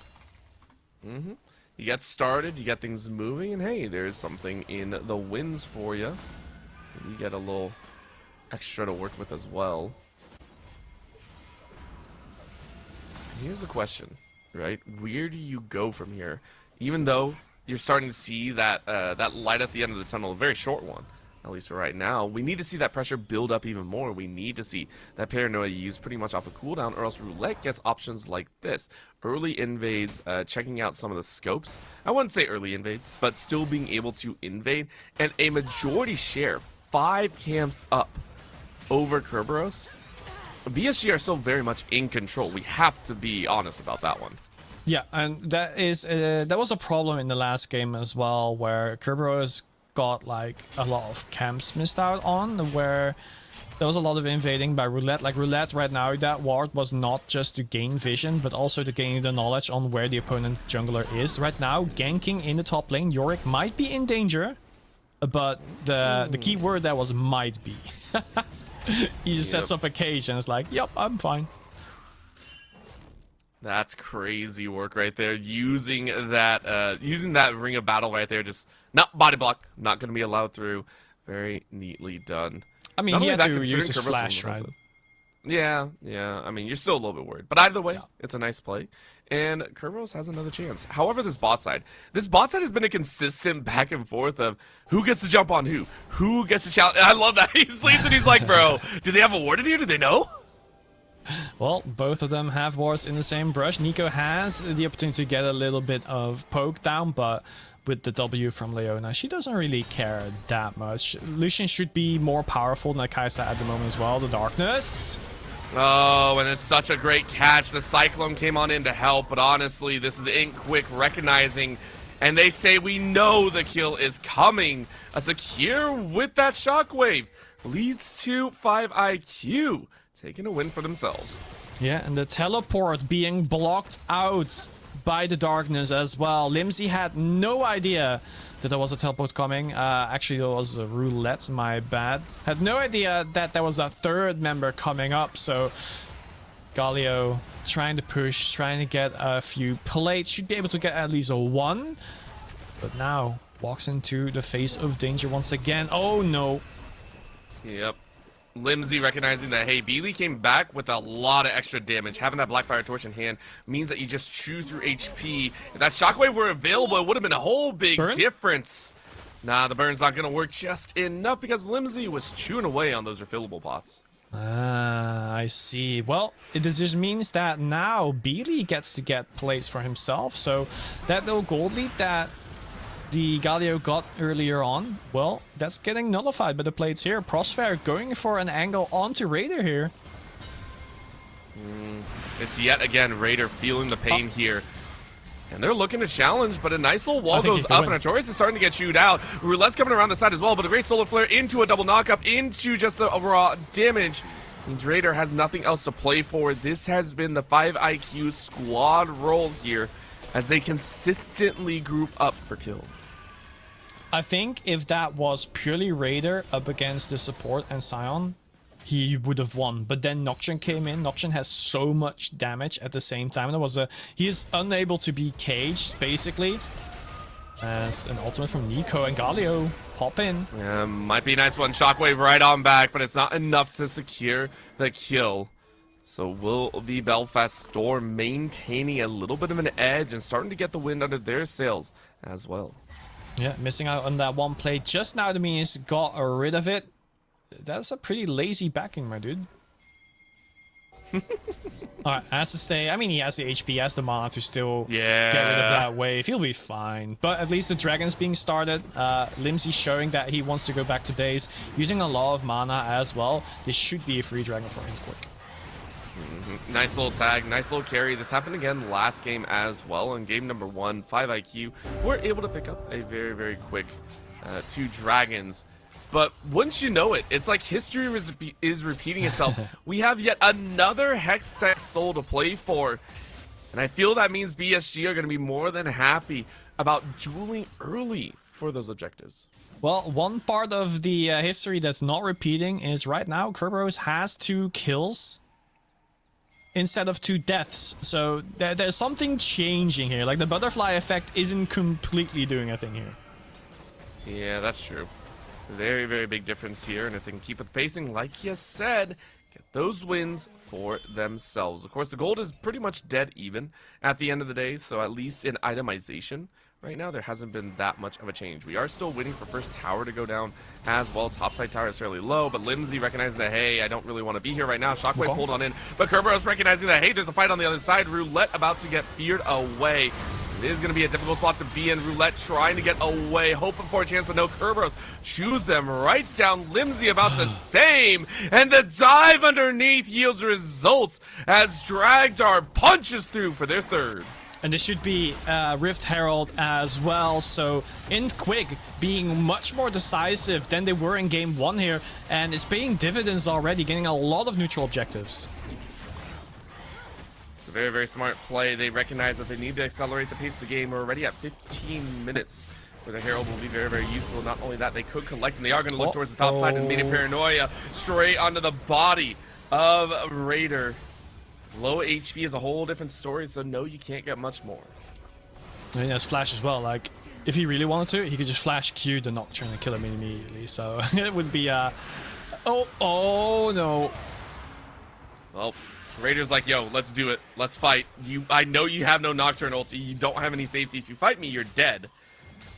Current moment, it's just pacing. It's just play. Wukong is here as well. Though. Yeah, Roulette's coming around the side. That is going to be a catch. They called it! They called him out! And it's a flash out by Roulette, but it gives enough time for Raider to get on up here. Brian about to join on in for the play.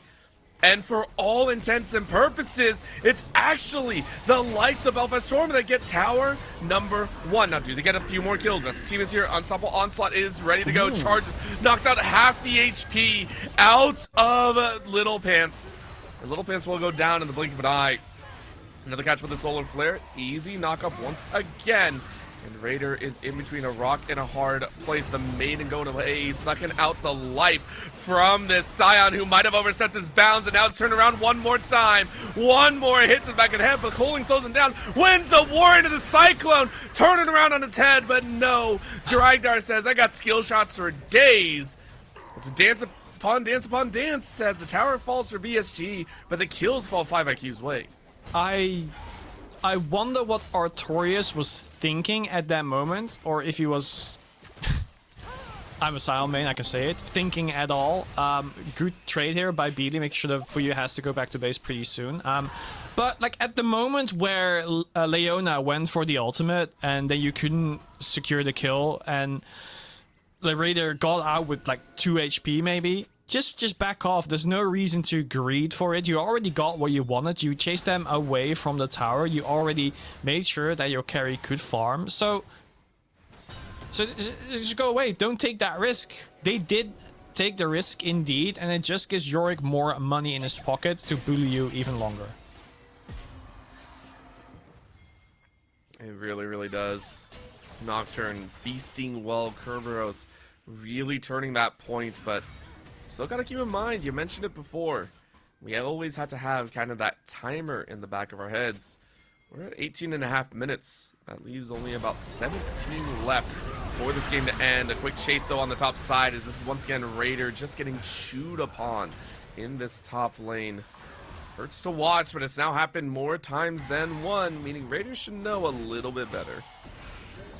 Yeah, Kerberos having the ultimate available on a pretty low cooldown, it means that Yorick isn't able to push up as far as he really wants to. Like, still he can do it if Kerberos already used his ultimate, but as long as that isn't the case, he can still not do whatever he wants. So Raider, you need to pay a little bit more attention to the cooldown from Nocturne here. We might find a little bit more than the bargain for. Multiple sweepers going out here. Trying to recognize that, hey, you know, there's enough people here. Dragon now started up. This is looking like 5 IQ, getting a little bit better jump on this Dragon. No one else really around. Raider is in the corner. Roulette's going to look for a steal opportunity. No wards on this back side. Quick dive straight on through. Roulette's chasing their way in. Mike Clone might have an opportunity. He gets it! Roulette steals it away. The resounding fight might be a whole different story, though. Belfast Storm swing heavy as Limsey runs interference. They corner Artorias inside of the pit, and they go down. Crosshair is the next. Ain't no way. Shockwave lands, but it does minimal damage. And it's 5 IQ that run for the hills. BSG heist their way to 0 deaths, 3 kills, and a Dragon. And that's Little Pants getting the gank from behind. The Hextech told you the entire story, but still, both carries were caught because of the flash. They cleaned it up magnificently. The steal from Wukong as well, making sure that this game will take longer than the Inquick wants it to. And they just get so much money on the board off of this. They tied it back up. It is rough to think that for all the work 5 IQ did, They got bamboozled because of the Hextech Dragon. The gold has now swung back into their favor, as you mentioned, only by 500, but considering they were down at one point by 1,000, hurts to see. In that same motion, no Dragon Roulette really claiming that one and making sure that the Dragon stacking stops. And get a look at what could be the Otacon next. This Otacon could be the real big deal. I think that Belfast Storm doesn't really have the DPS to really start an Otacon on their own. They do have the tankiness for it, but they need Kai'Sa there to really shred it down. It means that Int Quick still has a lot of agency on the map because they can choose which neutral objective is going to be started. And it means that they are able to dictate the game, even though the team fight earlier on looked pretty rough for them. They still have all their flashes up. Nico doesn't anymore, so the biggest engage tool for Belfast Storm is gone at the moment. They're pretty much waiting for it to be back. The extra Proto Belt is finished, but it is more... I'm blanking on the word. Proto Belt is easier to spot. I'll just say it that way. Telegraphed. I think that's the word that I was looking for. Yeah, a little bit more obvious to watch for. Yeah. It is going to be available, but of course, Raider is still trying their best to get a little bit of a jump, and this is the point where it does tip in the favor of a York. York already up at about a wave over. 2 items, 2.5, looking to get a little bit more. You are going to be able to fight your way out of just about anything, so at least... As long as it's only Arturius. As long as it's only Arturius. As right now, Roulette's the one that's going to have to fight for their own. Flash away from the Soul Flare. And it works. But here comes the Pop Blossom. Good flash away by Dragdar. But Dragdar still trying to chase for their own. Kerberos trying to turn it around. But a taunt comes through by Limsey. Shockwave lands on 2, though. And this is a fight that you wanted inside enemy side. Jungle forces 2 away. Supple Onslaught lands directly on the back of Raider. And there is going to be hell to pay as Raider flashes to safety. But destruction lands at the doorsteps of BSG. That should be the Otacon for Int Quick. They got a great collapse onto the jungler from Belfast Storm, and then they just set their sights on the Nico instead. You saw that Dragdar with the dash, with the flash, got out immediately. Now Prosphere being taken away by Fuyu. They are going to fight for this Otacon.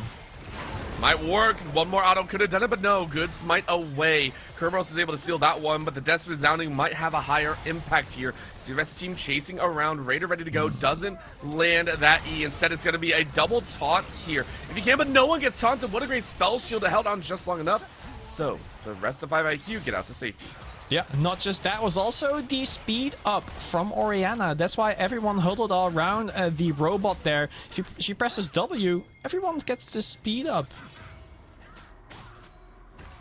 But now Artorias does not really want to deal with a Galio as well as a Wukong. So simply go back to base, find a lane to push, probably going to the top side because the next objective should be on the bottom lane. Everyone is going to gather up around there. Baron, of course, cannot be started that easily, but it will also spawn in a minute.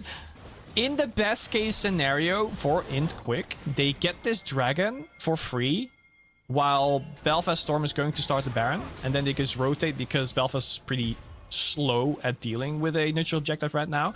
But they should know this, so we are going to see another brawl down here.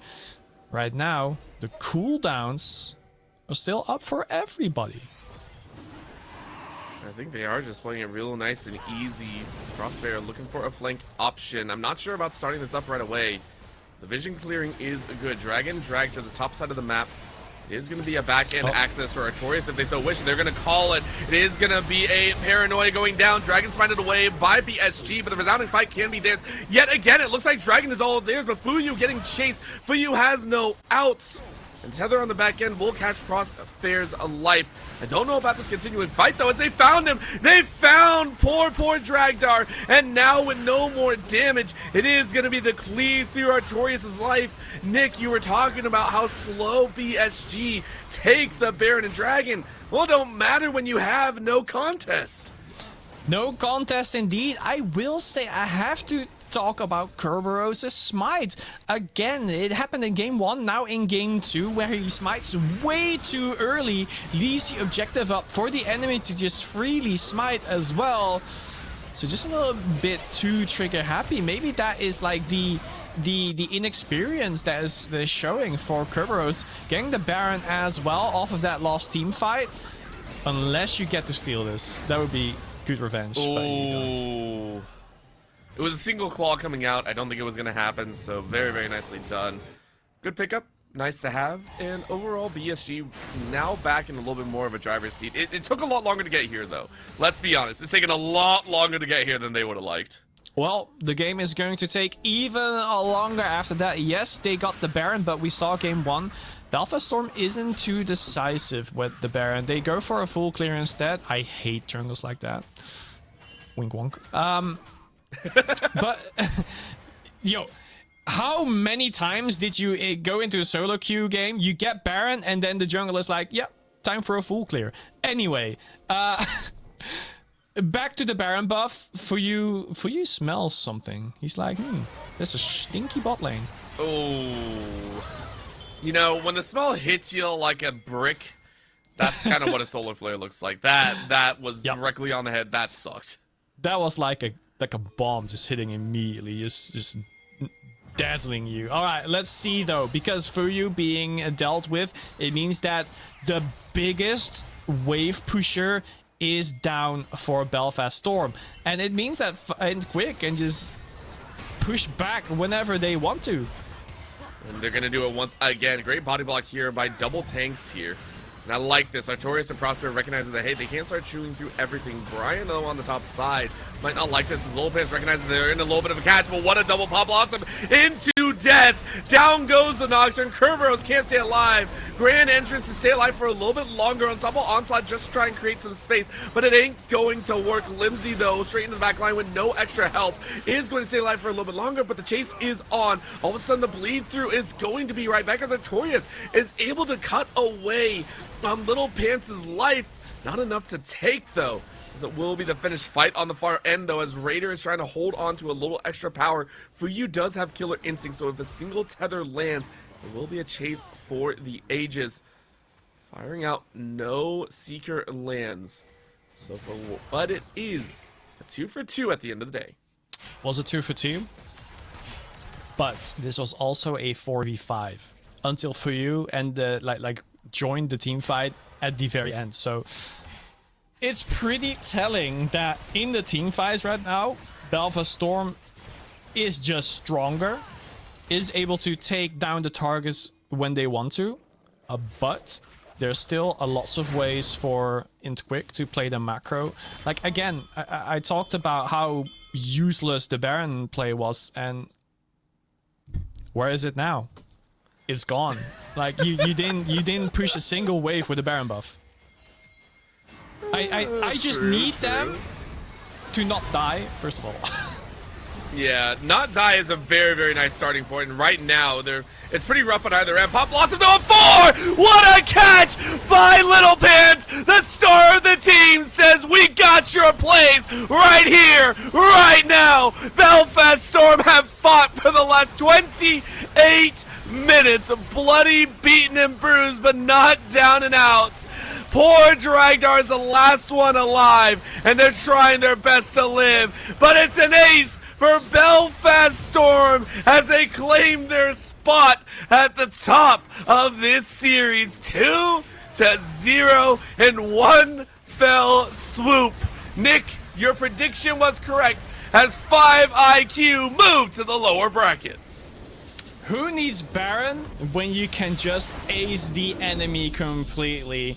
That's what they did. They said, Baron, that's just a passive gold income for us. Let us waste that and then just stomp you in a team fight. Once again, every single time they got a team fight, it was like a pure 5v5, even a 4v5 at one point. When they had all their cooldowns up, it was just a big gap there, and they were just able to win. We didn't eventually see the Kerberos and the Beely ultimate duo to get catches. It was always a 5v5, and in that case, it's less worth it to really have the Nocturne and Orianna duo.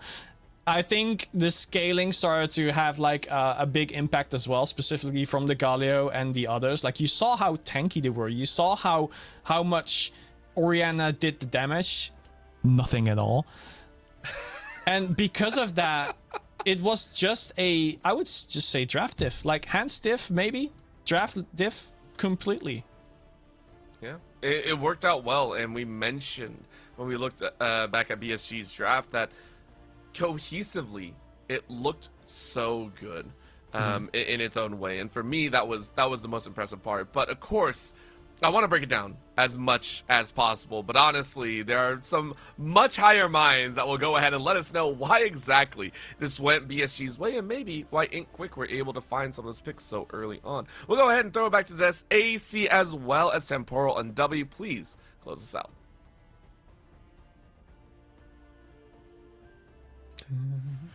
Well, Orbital, you'd be surprised to know that this takes anything but the biggest of the brains to break down, because what a game we just saw. They made us believe, man. They made us believe that Quick had a chance. They had the ball. They had the Nocturne. Everything looked great.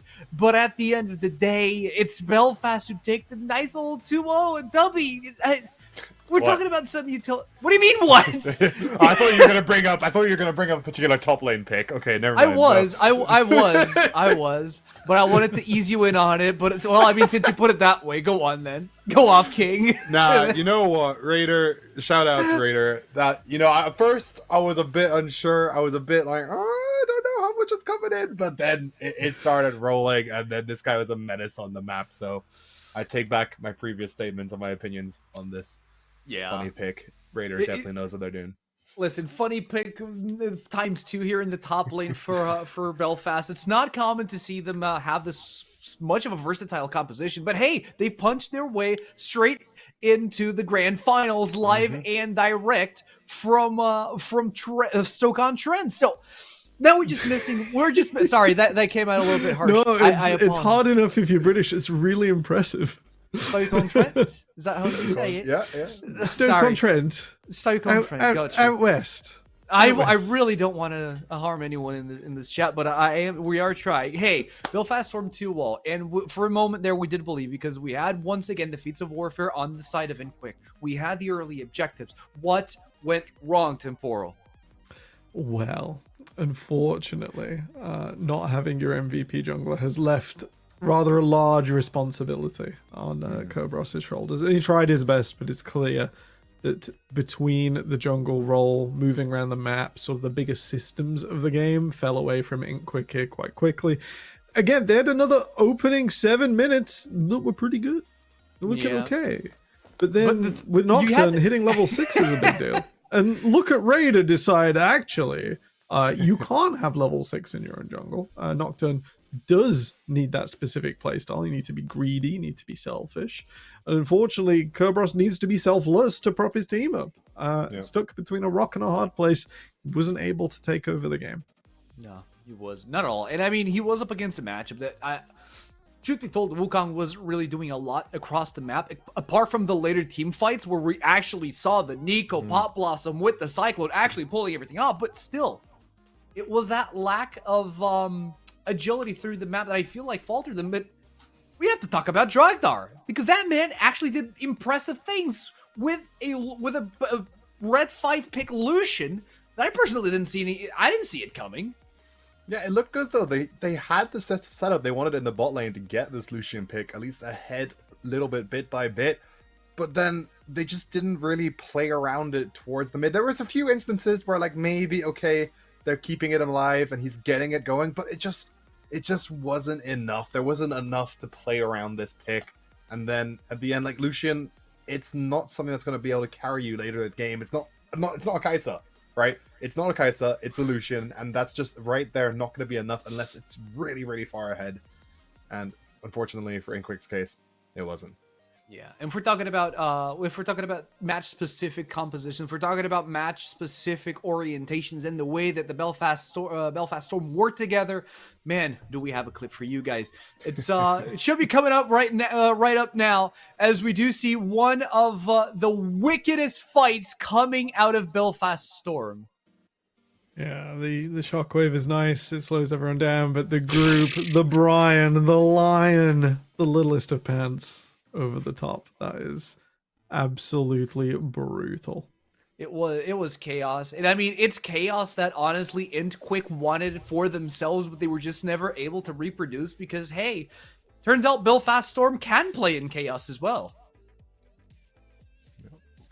No, definitely that. They tried it really hard, but it was at the end of the day, if you ask me, it's just this team fighting coming out from Belfast Storm. Whenever you get to the mid game, they just play the team fights better, they play their champions better, and they just perform better. And it goes to show why they are undefeated. It's like for that first game, you know, how many days is it going to be now? 56, you said, right? We've continued that to another. How many days will it be in the final?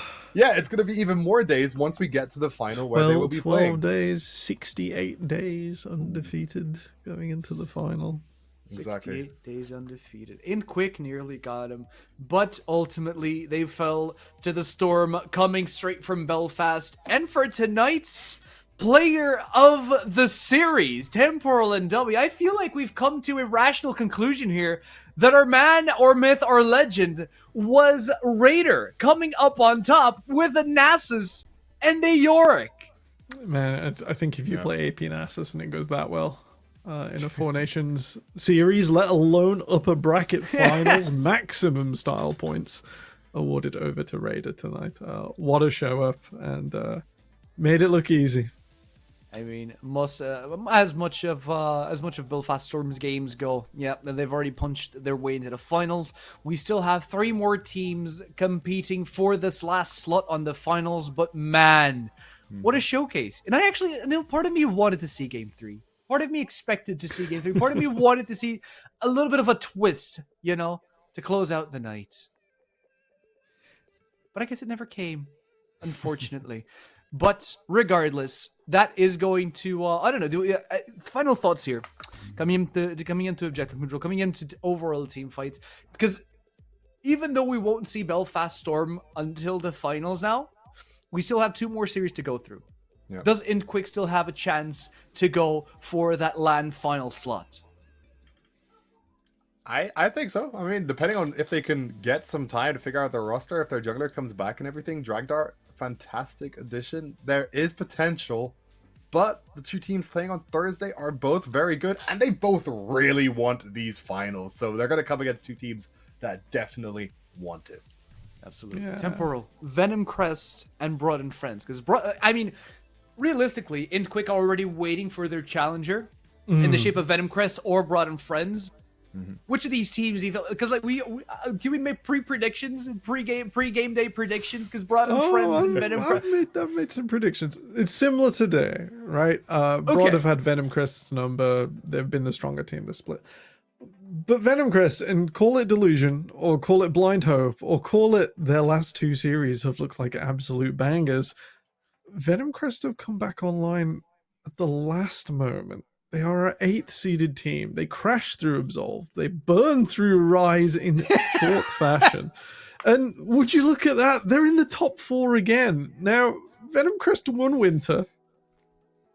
Clean sweep. 3 over the Bandits. They won Spring.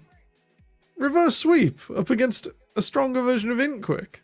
Now, Broad and Friends was not a team that was mentioned there, despite arguably being top 2 overall throughout the season strength, and just not showing up in playoffs.